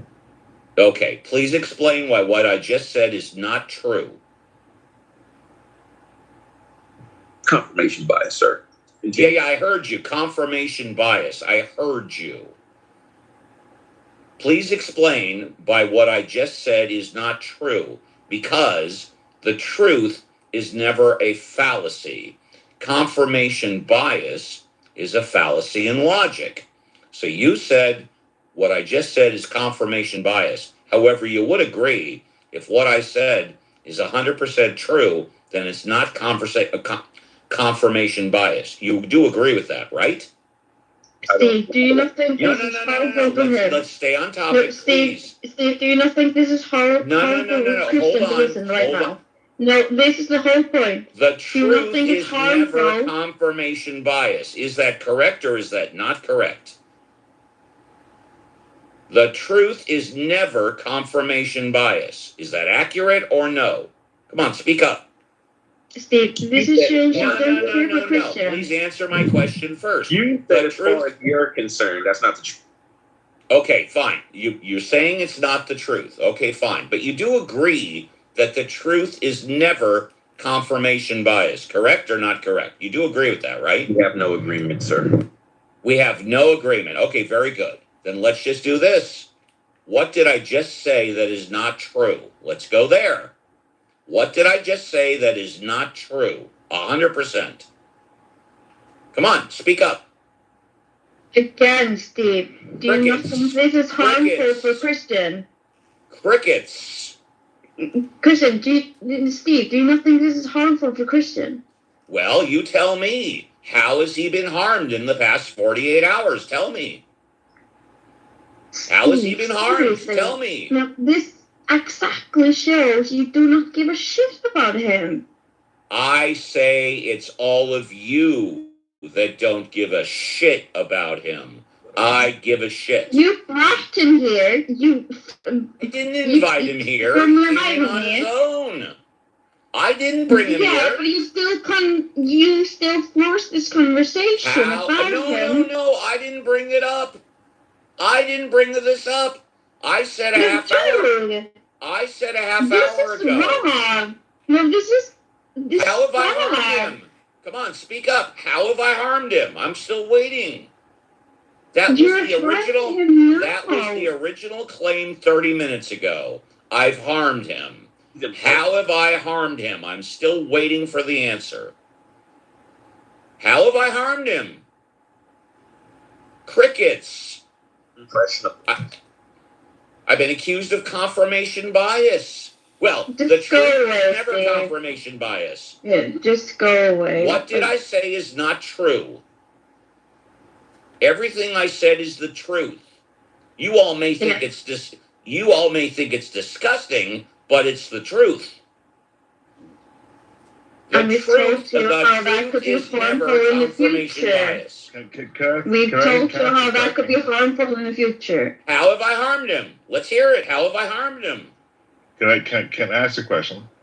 I'd rather first you say that you have not harmed him, and then you can ask any question you want. No, you've enabled him to be harmed over and over and over for the last 2 years. So I've enabled him to be harmed. And And that goes that you and Day Day and all the other apes, when you knew he was underage, allowed him to come on your debate stage and debate. So that and again, hasn't right? No, Am I respond. right? That's a question. So, Am I right? respond to you, Steve. You, Day Day, go and ahead, dude. all the other apes allowed him to come on your debate stage and participate in the apes for over a year when you knew that he was a minor. You allowed him to come on. You knew he was a minor, but you allowed it anyways. Let me know when I talk. As long as you're fine, just tell me whether or not what I'm saying is true. Of course it's true. You allowed him to come on the stage. You allowed him to debate for a year when you knew he was a minor. Go ahead. You can talk. So I'll say this. I've said it before. I'll say it again. When Christian first came into this house, there was literally a week. Cora was around back then. There was a period of about 1 week in which some of us like took the opinion of Steve, like, hey, listen, this kid's around. We'll set some boundaries, right? He's got to get the fuck out of here at 11 o'clock. The second the conversation gets fucking weird, we say, get the fuck out. You have to get the fuck out. We set some boundaries, right? We were like Steve, like, hey, let's take this little fucking, homeless dog and try to, But then, like, literally day 4, the little bitch is in here at 1 o'clock in the morning with inappropriate talk and saying, fuck you, I'm a 14-year-old girl, I'll do what I want. So I said, I will never fucking share a stage with this fucking kid. That was 1 week, Steve. Now, this happened to be a time when I left the Talking Apes. I left the Talking Apes for months and months and months, right? The OGs know, Steve doesn't give a fuck. So that you put that on me, that he happened to get some stage play during that period or not, has nothing to do with me, you fucking piece of shit. But here's a fact. It has been more than a year since he's been banned from this fucking house because we will not fucking enable this kid to be fucking exposed to shit that will harm him. But Steve, for the last 3 years, literally yesterday, being this little child, let this kid get exposed to talk about guns in America, literally said, you can fuck 16-year-olds legally. This is yesterday. This isn't a year ago. This isn't 2 years ago. Steve is so upset. It's like, oh, Diddy lied to me about how many debates this kid had 2 years ago. Steve, you said that you can fuck 16-year-old kids in Europe legally with a 16-year-old boy on stage that you fucking beamed. So my question, if I may, Steve, all I've said all night, I'm begging you. All of us are begging you. Dude, as a decent person, can you just promise, do not bring a 16-year-old little boy up onto your stage. Don't talk to 16-year-old little boys past 9 p.m. I'll even let you talk to 16-year-old little boys during the day. Past 9 p.m., don't talk to 16-year-old boys that you have not met in real life, you fucking 65-year-old creep. Can you just commit to that? See, listen, Cypher, that's a completely reasonable question, a request. I promise you, Cypher, I will not bring a 16-year-old boy up onto a stage on a fucking adult act when conversation is going to be fucked. Will you do that, Steve? Or is that just insane, what I'm asking you to do?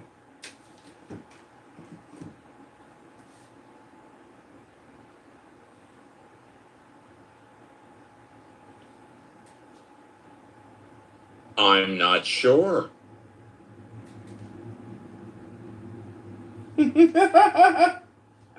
Why did you promise that, Steve? Like, to not bring a child? Well, let's take a look at that's a great question. So, Berta, are you saying it's not that I bring him on stage, it's the time I bring him on stage? Because that's what Cypher asked. Cypher didn't ask me never to bring him on stage. Cypher, wait a minute. He didn't ask me not to give him a green bean or green butthole. He said, just don't do it after 9 p.m. So, Berta, do you agree with that? It's okay for me to bring him up anytime as long as it's not past 9 p.m.? Is that what you're saying, Berta? Let me ask you a question. Do you not feel the conversational change before 9 p.m.? Well, I know this. That's a great question. Thank you for asking. I know this, that the apes after dark or the apes crazy or whatever, I'm not in the apes most of the time after 9 o'clock or whatever the case may be. So, I normally don't run a room at 9 p.m. It's not my style. My morning, 7 to 10 a.m. Pacific Standard Time, 10 a.m. to 1 p.m. Eastern Standard Time. So if you're asking me on the weekends, no problem. No, that wasn't what I do a 3-hour tour in the fucking morning. I don't run the weekend rooms at night. No, that's no not problem. Done. Yeah. No problem.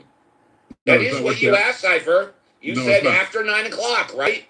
So yesterday. That is what you asked after 9 o'clock, right? No problem.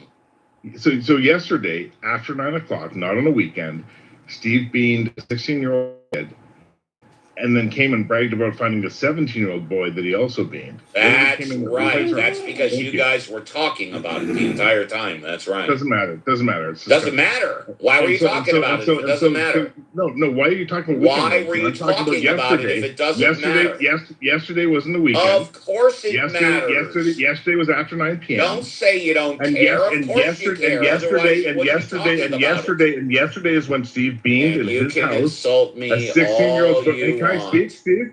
You can accuse me of being a piece of shit. I got no problem with that. You can accuse me of being a dickhead. I don't care. You can accuse me. You can call me all the names you want. I've asked you multiple times. I'm such a piece of shit. I'm such a dickhead. I'm such of a low morality. Do you want me to leave? You've constantly said no. I wonder why that is. I wonder why that is. Of course you give a fuck. You're talking about it. You're not listening to me. I am listening to you. I am listening to you. How can you listen to me when you keep over talking me? All right, I'll go on mute. Go ahead, say whatever you. You keep asking over and over and over. If you feel this way, should I leave the house? And I keep answering over. I don't care. You're not. I don't care. No, actually, that's not how you answer. You don't care. You've told me no. Don't leave. You don't want me to leave. No. Yeah, it's on replays. You don't say you don't care. You say you don't want me to leave. At least be honest about that. Come on, don't lie. I've asked you multiple times. You want me to leave? You don't say you don't care. You say you don't want me to leave. At least be honest. Don't lie to everybody. Right? But Steve, do you not see? No. Let's get this straight. Either Cypher says he doesn't care, or Cypher says he doesn't want me to leave. I say he doesn't want me to leave. Which is it?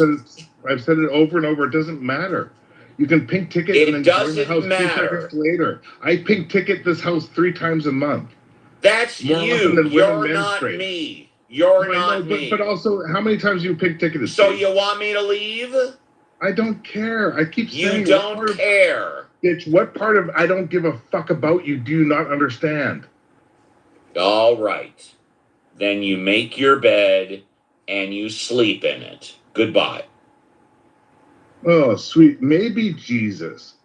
Literally, what just happened now makes me think maybe Jesus. Maybe Jesus, everybody. Maybe Jesus.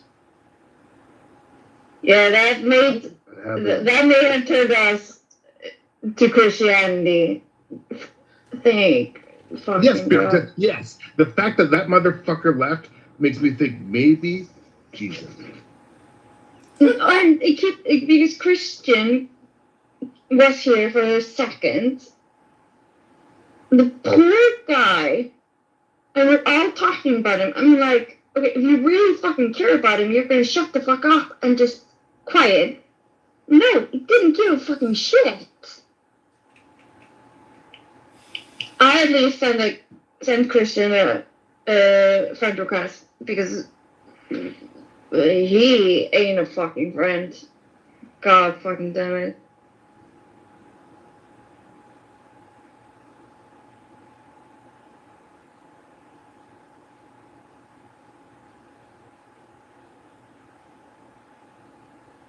Are we still on record debates, or what the fuck? we are so past rapid debates right now. So, Bifta. Birta, let's get nuanced, right? Because you've been around the block a few times, talking apes, right? Yeah, I've been here a year, I think now. Yeah. Mm-hmm. Kevin, let's just find out who washes their legs and who doesn't. I know Ya's still around because that motherfucker's his legs are pristine. Hey, Sanders, are you there, my brother? Who the fuck doesn't wash the legs? Yes, sir. A lot. Oh, I know you love your mother. You are my ninja. Yeah, my nigga. Kevin. Who the fuck doesn't wash the legs? Kevin, I'll get to that, Birta. It's a good question. Kevin. Oh, this motherfucker's he got a Dove soap bar so far up his ass, and then he just washes his face. He's like, oh, I'm gonna wash my. He doesn't even know what a washcloth is. That's okay. That's okay. Kevin, have you never heard of a loofah? Okay, so a loofah is a white thing. So you use a loofah, you put it in the soap, and then wash everything. So that's the washcloth for white people. But seriously, like, just your face? I hope you don't have foreskin, because if you don't wash that shit, it's gonna be nasty. Oh, let's double click on What that. the Right? hell, Bert? Let's double click on that, right? If you have enough privilege to know that you literally can hire someone to get the little rocky shit out of your horse's schmegma, it's important. Horse life. Welcome. Not the schmegma, it's on the back of both of the front legs and back legs. No, I was talking about the little rocks inside of the folds of the male horse penis that you just good hygiene. You got to hire a vet to take that shit out. But that's different. I thought you were talking about actual horses. Walk with me. English, not Western English. And so that's different than David's obsession with foreskin, right? I don't know if y'all know that about 6 American baby boys die every year because of legal childhood genital mutilation, right? And David was like, what, you want 100 foreskins? Bitch, hold my beer. I'm gonna bring you 200. So what's with the fucking obsession with little tips of baby boys' penises? That's my...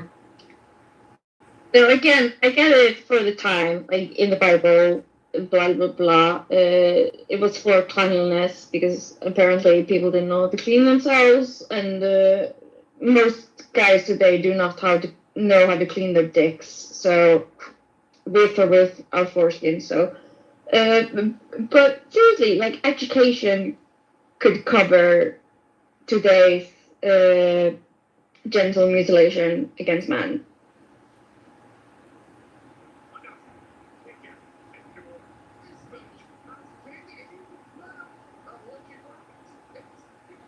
DS3, you're watching television over there? We can hear it.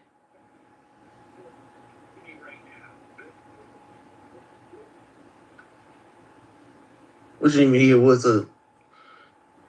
We can hear television. Oh, my bad. I'm sorry. Go ahead, guys. I'm sorry. But are dudes like against or for circumcision? Like a general question, because here where I live, it's not a thing. People do not get circumcised. So I think I have like a equal pool of people not only from America. So what's your consensus? In the United States, doctors historically, at least in the 70s, 80s, and 90s, told people that it was more hygienic to be circumcised. And so I was circumcised without my consent. I think it's... I'm circumcised person. I think it's borderline child abuse to circumcise children for... I don't know. That's just me. Yeah, for hygienic purposes, because you can teach a boy to clean his penis, but I get it for a religious reason, like if you're a Jew, but so yeah, so you Casey regrets it. The S3, do you regret your parents getting a circumcision? Not really. It was a good, I mean, it's better. I don't have to pull the thing down as much to clean the head, and it's more cleanly. You get what I'm saying? It's easier, yeah, I get it. But like, where I live, if I see a circumcised penis, it looks fucking weird. It looks like a mushroom, like. It looks like I think that's also a little bit harsh because look, what you're talking about is exactly what appears when an uncircumcised, penis, like when the foreskin is pulled down, that's what you're seeing. So I think it's a bit harsh to say like, oh, that looks fucking weird. Can I ask you something, brother? Yeah. I'm not saying it's horrible. Like, listen, everybody chooses everything, but like literally, like 6 or 7 little boys in America die because of genital mutilation because of religious practices. Like, how is that wrong? Like it's illegal to cut off little baby clits, but it's legal in America to cut off and Canada to cut off little baby boy foreskins. Make that make sense to me. I can make that make sense to you. I find both abhorrent, so again, it's genital mutilation. Do you know how many nerves they're cutting when you do a male circumcision? Like, there's so many nerves you're cutting away. So you're basically cutting a man's pleasure. I just want to bring it to like surface. I'm in Canada. It is no different than in America, right? Like in hospitals, in our countries, when you have a baby, you can, if it's a boy, you can literally make the decision of whether that hospital performs religious-based genital mutilation on the baby if it's a boy. But if you ask them, like, hey, my belief system says that I need to cut off the hood and the clitoris of my baby girl, you would be locked up and sent to jail. Make that make fucking sense.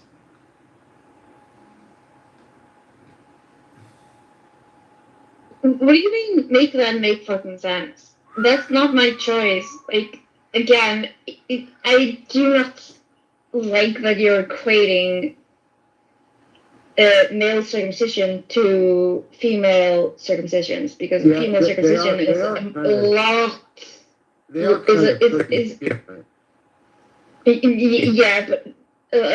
female circumcision can be deadly. Circumcision does not prevent a male from enjoying having sex. A female circumcision is, I mean, at least in some cultures, a female circumcision is like cutting off the clit, and that is like, that's pretty major. Like, that's preventing a woman from enjoying ever having sex ever again. Yeah, okay. Kitty, yes, that's true. But they also, when they cut the clitoris off, and that's in most female circumcision, they cut the clitoris off. They also sew it back together, and usually they also sew the vaginal hole so close together that when you actually do have sex and get married when you're 13 years old, having sex is fucking awful. So both are mutilations of the genitalia, but sorry, one is worse than the other. That is exactly what I just said. But thank you. Casey and Bertha is this.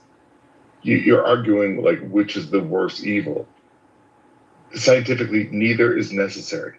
Both are derived from religious beliefs of magical deities, and both kill little babies every year.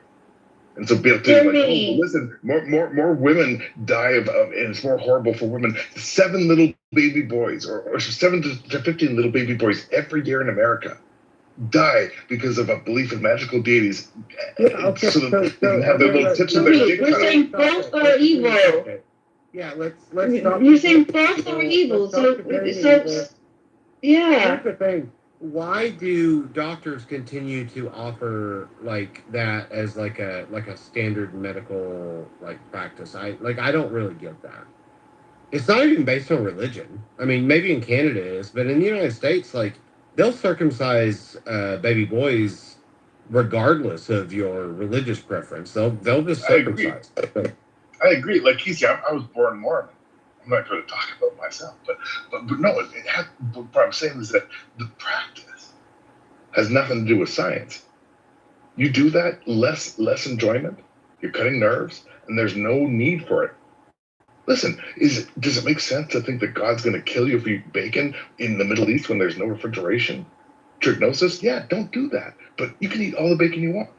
Was it smart maybe to cut off little dicks when you didn't wash a lot and you got a lot of schmegma?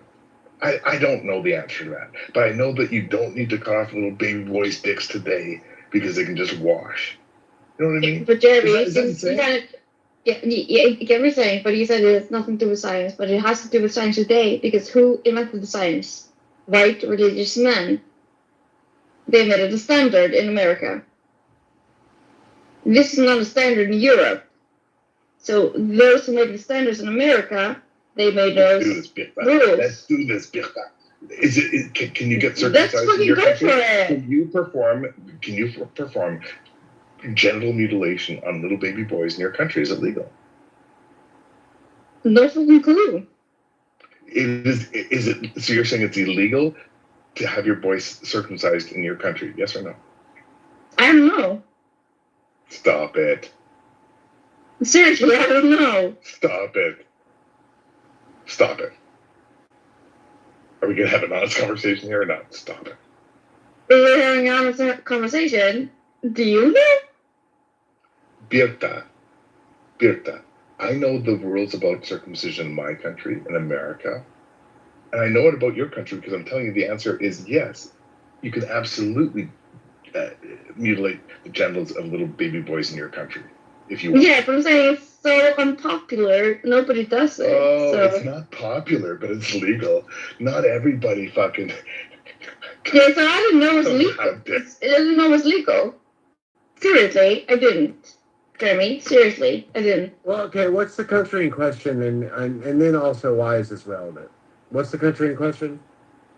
Iceland. It's Iceland. And why is it relevant, Casey? Because the whole conversation is about, like, it's insane as humans that we have first world nations where it is legal to genitally mutilate little baby boys. And some of them think like, oh, but not girls. And I'm almost saying it's like, as an agnostic, how does that make fucking sense? It's all fucking legal. Look, it doesn't really make sense, but like, I don't know why you keep yelling about it, because like this, like, I don't know, like, if you're that passionate about it, I don't know, join a nonprofit and like try to get it changed. The fact of the matter is that in most first world countries, circumcision of boys is a legal process, and so like I don't know how to change that, but you know, if you're that offended by it, then fucking, you know, join an organization and try to change it. So Casey, can I ask you something, brother? If in your country it was equally acceptable to cut off the clitorises of little baby girls, would you be as emotional about it as I am? No, and I'm just asking Casey a question. Would you be as like offended as I am? I already told you that I felt like my own genital mutilation was a violation of my rights as an individual. I just don't know how politically to change it. Now, I do feel like I would maybe be a little more driven politically to fight for the rights of little girls who are being who are having their genitals mutilated at birth or shortly thereafter, because to me, look, it both are genital mutilation, but to me they're not equal amounts of abuse to me.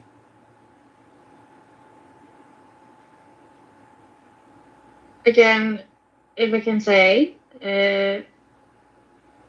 female circumcision usually happens when you're between 10 and 15 years old. Okay. So Good to know. you remember the pain. You're not an infant, newly born. You feel it. And usually it has scarring effects. It prevents you from enjoying sex. It does not do that to men. That sounds incredibly traumatic. Yeah, it is. It's illegal everywhere, but I think it's illegal. I think it's legal in some countries. I don't remember exactly, but it's really popular in countries in Africa, and they still do it even though it's illegal. So that's, I think, it's illegal to gently mutilate a girl. Yeah, so then it's not illegal to gently mutilate a man. In answer to Cypher's problem, then I would say these countries should just fucking enforce the law. They should just enforce the law. Except that I guess he was saying that, well, in a lot of countries, the law doesn't prohibit genital mutilation of little boys. But I guess in my mind, like, it's not, I don't know, it's not exactly equal. Like, yes, it's terrible, but it's not exactly equal. No, and I agree with Casey. If he wants to change, then go ahead. Talk to hospitals, talk to lawmakers, change it, make it legal. Like, it's not our fault you were fucking circumcised. Sorry. Don't make it a women's problem just because our mutilation is illegal.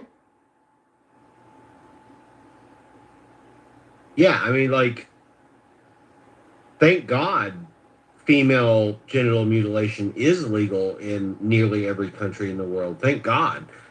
But if you want male genital mutilation, otherwise known as circumcision, to be illegal, you got to do something about it. Other than complaining on Clubhouse, you gotta do something about it.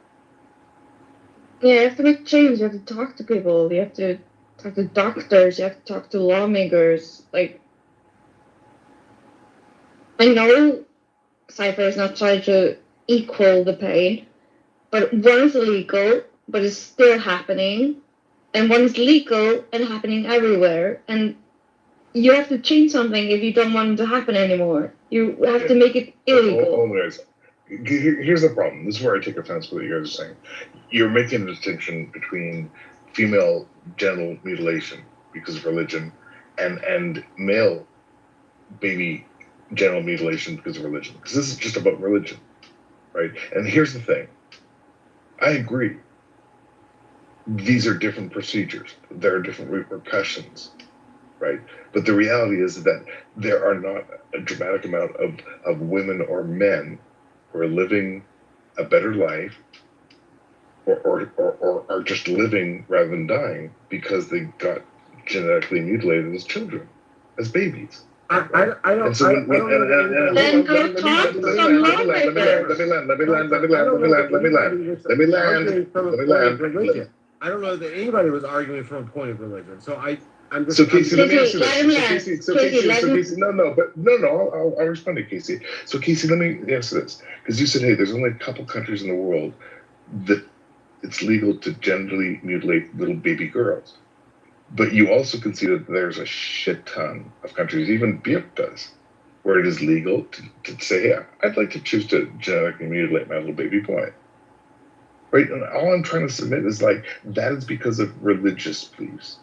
That's because David had to collect 200 little foreskins. No, I wholeheartedly disagree. I don't think. Then tell me why. Tell me why it's okay for 7 little baby boys to die every year because of this circumcision thing. I'm not saying that's okay. Look, nobody's agreeing with that. I'm against genital mutilation, okay? But it's not from kids in Canada and the United States and other benefit for circumcision. What is the scientific benefit of circumcision other than religious belief? Yeah, okay. Well, will you let me talk? There is a misconception among medical doctors, especially, I mean, it's not as strong as it was, but in the 70s, 80s, and 90s, there was this really strong misconception, this really strong, like false, not false, but what am I trying to say? Uh, what do we call when people spread false truths on like misinformation? Okay, there was a lot of misinformation spread among doctor circles in the 70s, 80s, and 90s in the United States and Canada and other countries. And they doctors, OBGYNs, obstetricians promoted the idea of circumcision because they thought that would contribute to a healthier lifestyle over the entire life of a male, human being. That was based on misinformation. That was not based on scientific truth. But that is why the practice continues because, and before you cut me off, also, when you look at pornography, you often see circumcised penises, and that also contributes to the preference of parents to circumcise their newly born sons. So those two things taken together in the United States and Canada and potentially other parts of the world contribute to little boys being circumcised. It's not religion. It's not religion. It's those two things that I just mentioned. It's normalcy of circumcised penises. Yeah, I get that. But exactly, like in Europe, we don't feel that. At least where I live. When I see a circumcised penis, I'm like, oh, okay. I'm kind of shocked because I'm like, if he's Icelandic, I'm like, okay, where did you get that done? But like, it's no problem. But I've heard like with women in North America, when they see an uncircumcised penis, they're like, how do you say it? Grossed out, basically. Some people are. I would say it's definitely like in North America. It's definitely like, well, I would say north of Mexico. In the United States and Canada, in the United States and Canada, it is the norm. It's more the norm to see a circumcised penis than to see an uncircumcised penis. Can I ask you a question, right? Because listen, back in the day, it was the norm to own black people. Back in the day, it was the norm in certain places to throw babies off the Can I make one statement? Because you guys, swear to God, if I get interrupted one more time, have the conversation I want, I'm done. Can I make one submission? Yes, it was the norm. It was the norm all over the place to do really horrible, fucked up shit back in the day, right? My only submission tonight was simply saying that, like, listen, Casey, what you're saying is not wrong, Casey, but let's go to the source. There's no scientific or medical benefit for cutting off the tip of the penis of little boys, also cutting off the clitorises of girls. The origin of that practice is 100% religion-based. Yes, today Mormons do it, white people do it, some Europeans don't, right? It has nothing to do. I'm just saying that, like, dude, there is no scientific benefit for practicing any type of childhood genetic genital mutilation. Practice it. And Casey, all I'm saying is that there's most countries in the world you can do it if it's a boy, but you can't if it's a girl. And all I'm trying to ask all of you is, like, guys, if you believe in science and medicine, all I'm trying to say is, like, it shouldn't be there's no medical basis for cutting off the tips of the penis of little boys other than Jesus. Okay, now can I say I agree with you 100%. There is no medical basis for it. I agree with you, and therefore genital mutilation of boys should not be legal. Okay. The problem is, and actually, I want to walk back what I just said. It's not religion, even though it's based on. Yeah, I agree with you. Circumcision is obviously based in religion, but it's not religion, and it's also not even hygienics. Doctors don't still do it because of hygienics, because doctors have read in the medical literature that it's not unhygienic to have foreskin. So it can be if you don't know how to wash it.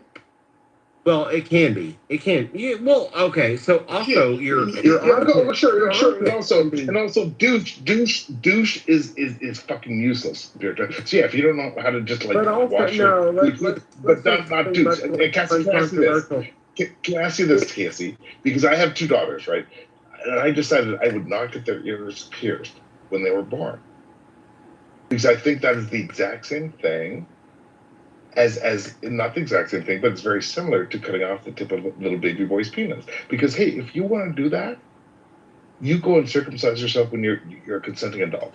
You want to pierce your ears, you do it when you can decide to do it. I'm not going to decide it for you. I'm not going to poke holes in my little baby's ears because. No, well, I mean, usually that's something that. We talk about the religious difference. Something in the United States, usually that's something that's done like when they're like at middle school age, like 13, 14, 15. That's when they get their ears pierced. I don't know what you're talking about, like getting it done right after they're born. I'm not sure who pierces a baby's ear. That's good. You don't. My mom.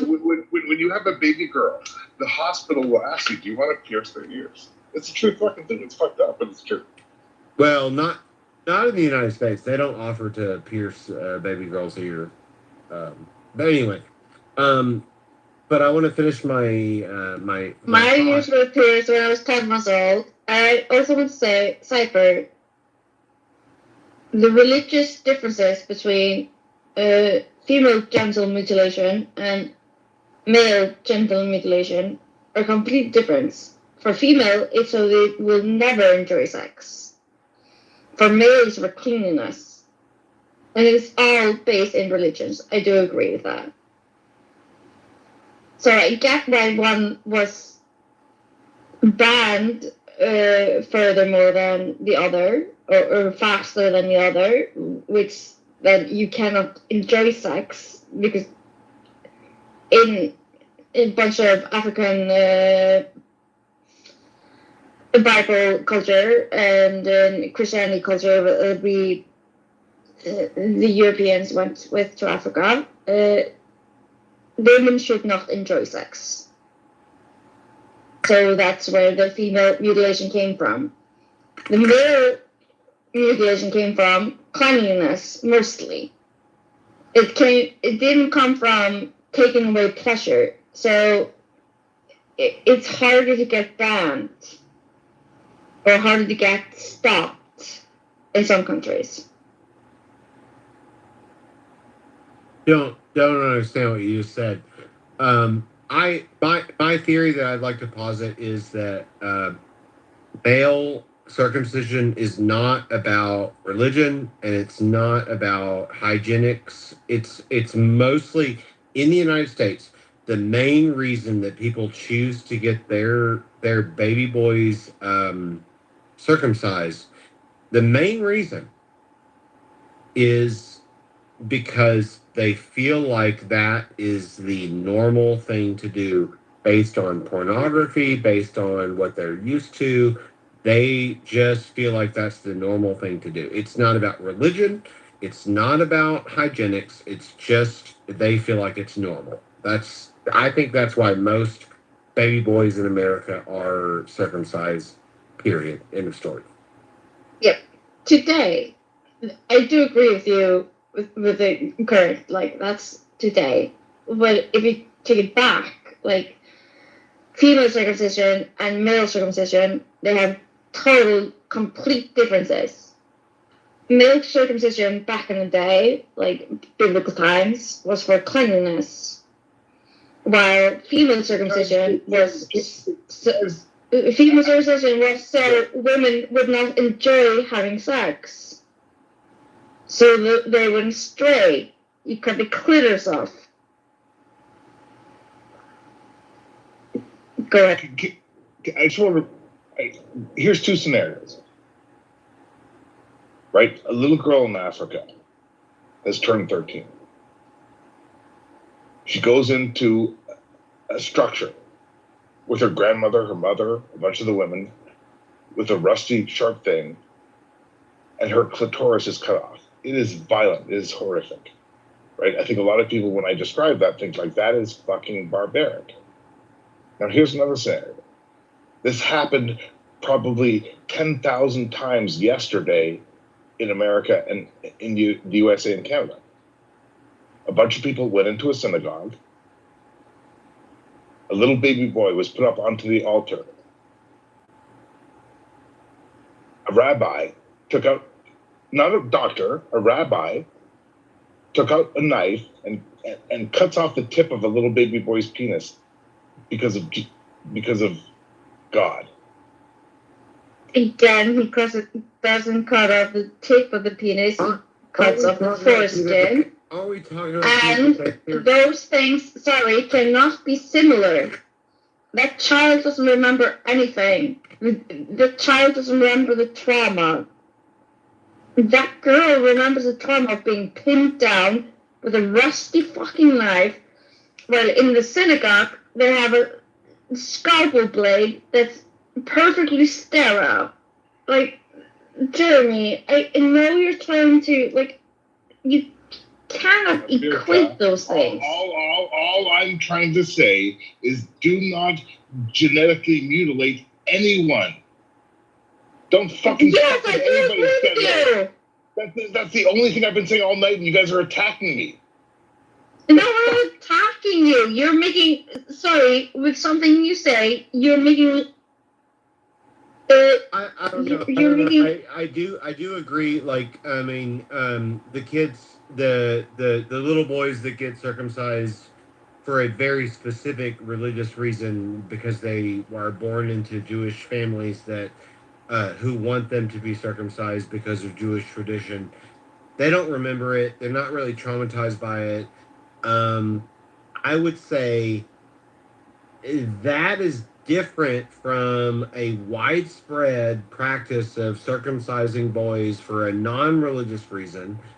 And also, I don't know, like, I mean, I think it's kind of dangerous to say Jews should not be able to practice their religion the way they want to practice their religion when Jews have been victimized the way they have been victimized throughout history. I think it's a little bit weird to say, "Oh, you can't do that. You can't do this because you know, I don't care what your religion says. I know the better answer." I think that's a little bit weird. Can I ask you about that, Casey? Right, Joseph Smith was persecuted. The Mormons have been persecuted constantly, right? And they just want to go and have a whole bunch of, sister wives and marry their cousins and stuff. And so when I take offense with that, and hold on, Casey, because I'm building a bridge with you, right? You said, hey, when these people have been prosecuted over and over and over again by a whole bunch of people who don't agree with what they're doing, and they just want to cut off little baby boys' penises, they just want to marry their sister wives and have 8 wives and live in a little, how dare you go and criticize that? That's what you're saying, Casey. And so I guess I'm saying is like, well, dude, I'm sorry. If you think that it's okay to fucking, force a little 13-year-old, girl to be your 8th wife, like Joseph Smith, if you think it's okay to cost little baby boys' penises because you've been persecuted for doing it, that's fucked up. You're conflating two unrelated things. You're conflating two unrelated things. So, I mean, that's a classical logical fallacy. You're conflating Jewish circumcision. How is that? But what's different? What's different between those two things? What's different between those two things? Jewish circumcision with Mormon polygamy. So, yeah, both horrible. Both fucking no reason to do either of those. I would say not comparable at all. Okay. Look, so do you agree or disagree that they're both horrible? I'm not saying that either is acceptable, but I would say okay. So you agree with me? So you just said that both are unacceptable. That's the only reason I brought them both up. I think, and you criticized me for saying, "Hey, how dare you attack the Jews for doing something that's horrible?" And I said, did "Well, I I'm attacking." did I ever say how dare you? Did I ever say how dare you? No, I say that a lot though. That's my kind of my tag phrase. But you attack me for saying, "Hey, these Jews have been persecuted for so long. Let them cut off little baby boys' penises. Just let them do their thing." And I'm saying, well, listen, the Mormons were persecuted. I'm not going to let them marry a bunch of 14-year-old girls either. Well, the Mormons weren't in the 1400s. The Mormons weren't. I mean, like we're talking apples and oranges. Like you're comparing things that are non-comparable. Do you understand what I'm saying? Sorry. By the way, I'm like a Chrome browser and you're Netscape. I get that you're a normie, and so I'm sorry. Let me use fewer syllables and less nuance. Yes, Casey, I get that suggesting that cutting off little boys' penises can seem anti-Semitic. Okay. What? Well, I'm sorry. What? I think what you're saying is that, like, when I attack the idea of anti-Semitism, of circumcision, that you take that as like, hey, that comes off a little anti-Semitic. Is that what you were saying, Casey? Yeah, I think for a very specific group of people who have a very specific set of beliefs, I think that it could come off as a little bit not anti-Semitic, but like as an infraction upon their religious self-will. Does that make sense? It does, and I really appreciate that submission. Can I ask you a really quick question? If I were to take the same position against the African tradition of female circumcision, would you feel the same way? That's kind of like, hey, that's kind of that's a little racist. I'm against both, but I guess in the end, I'm not a part of either culture, and so I guess in the end, like, I don't know what to do. I don't know what to do. Okay, so I guess that's my answer.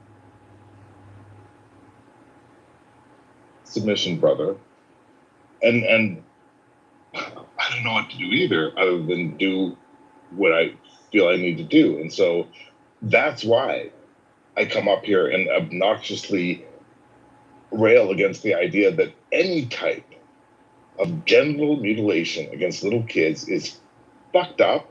It's based in religion. There's no benefit for it. And so I don't know either, dude. It's not like I'm out there saying like, oh, I can't make the meeting tomorrow, Thursday. I've got to go and protest on the corner of my downtown streets with a big sign that says, stop cutting off little boys' penises. No, I'm not doing that either, Casey. I'm not. But if I'm going to fuck around and talk about shit, I'm going to take offense with it. I'm not going to justify it. I get it. I mean, I would say like roughly 5 years ago, I didn't think that circumcision was a bad thing, but I have changed my mind about it. I'm talking about like boy circumcision, not girl circumcision. But I have changed my mind about it. But it is legal in most like developed countries, and I don't know how to change that. So I mean, what do we do? What do we fucking do?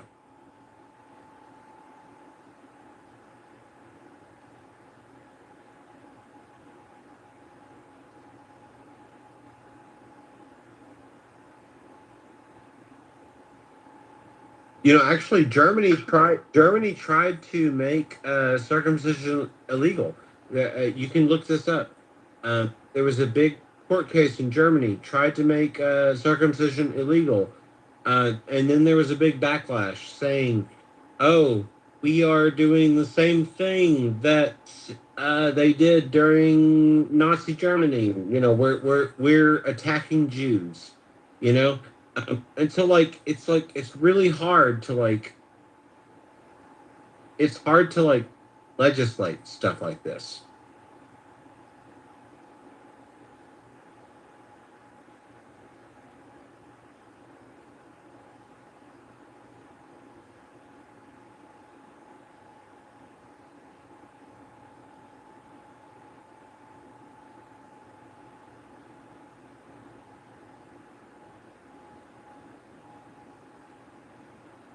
Let's get messy, guys. Let's get fucking messy. Y'all think I'm fucking creepy for saying don't fucking genitally mutilate little babies? How many of you fucking work in an industry I don't know where that's legal? I don't know. No, Casey. Let me ask you, Casey. I don't know that anybody said you were creepy for that. Let's go to the fucking chat. Let's go to the fucking chat. Cat Cypher is just sounding creepy. Let's go to the fucking chat. Let's see. Who is fucking creepy for me to just say, hey, stop fucking cutting off the tips of little dicks of little baby boys? Some people work in a medical industry where that's fucking, they go in every day. It's like, oh, I'm coming in to, do my medical shit. Also, down the hall, they're cutting off tips of little baby dicks, and I'm cool with that. I'm down with that. That's the industry I'm going to fucking join. But if this fucking piece of shit gets up here and says, don't genitally mutilate little babies, he's a creep. He's a fucking creep. He's a fucking creep. Who's a fucking creep? Cypher, I just looked at the chat, and I don't see a lot of people advocating for mutilation of babies. I don't see a lot of that. So I'm not sure what you're so... I'm not really sure what you're so antagonized by. Oh, he's gone. I guess he's gone.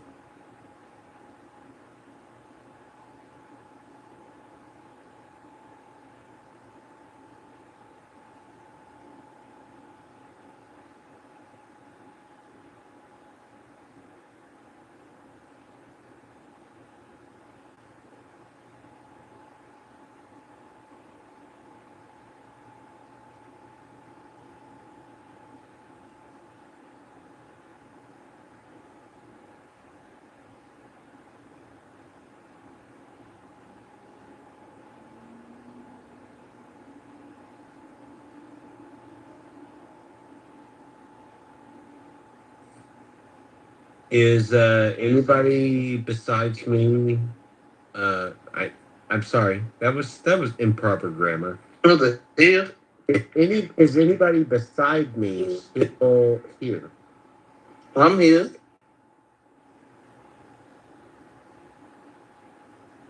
Well, what are you doing?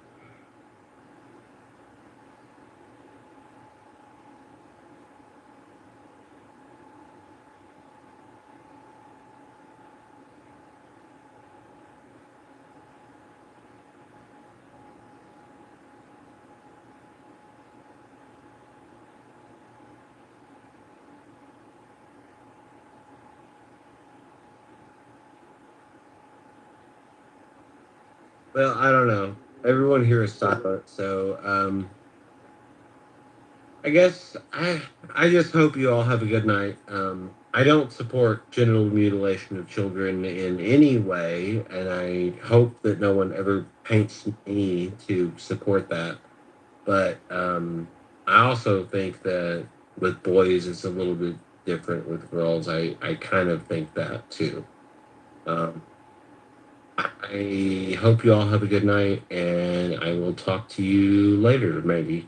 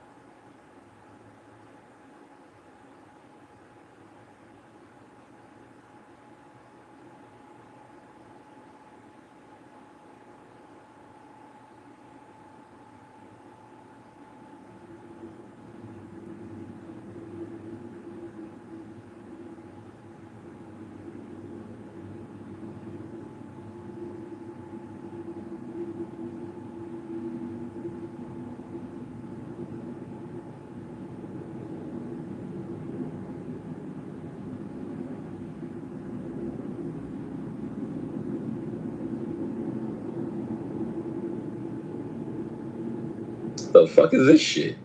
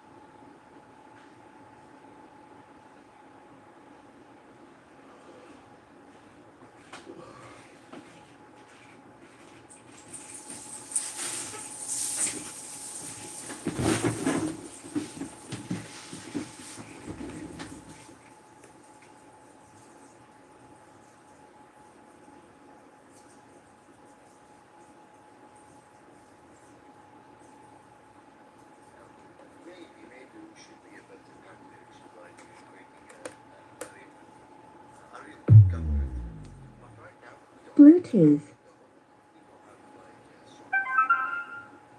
But Big, I swear, Big, the everybody, reason why I'm going to speak over you, tell you that faggot. like these people are like Hebrew Israelites. I That's all the promise reason you, why I will he scout. I wants to will say- take my fucking tomahawk and Yeah, cut yeah, your yeah. fucking throat from one end of the My God. other. Yo, can And you chop fucking off? make him watch you bleed the fuck out. Yeah, yeah, And I'm yeah. You would love to do that to me, gasoline on wouldn't your you? fucking- You'd love on to your do that. damn burn your ass. You'd love to do that to me, wouldn't you? Yeah, I will.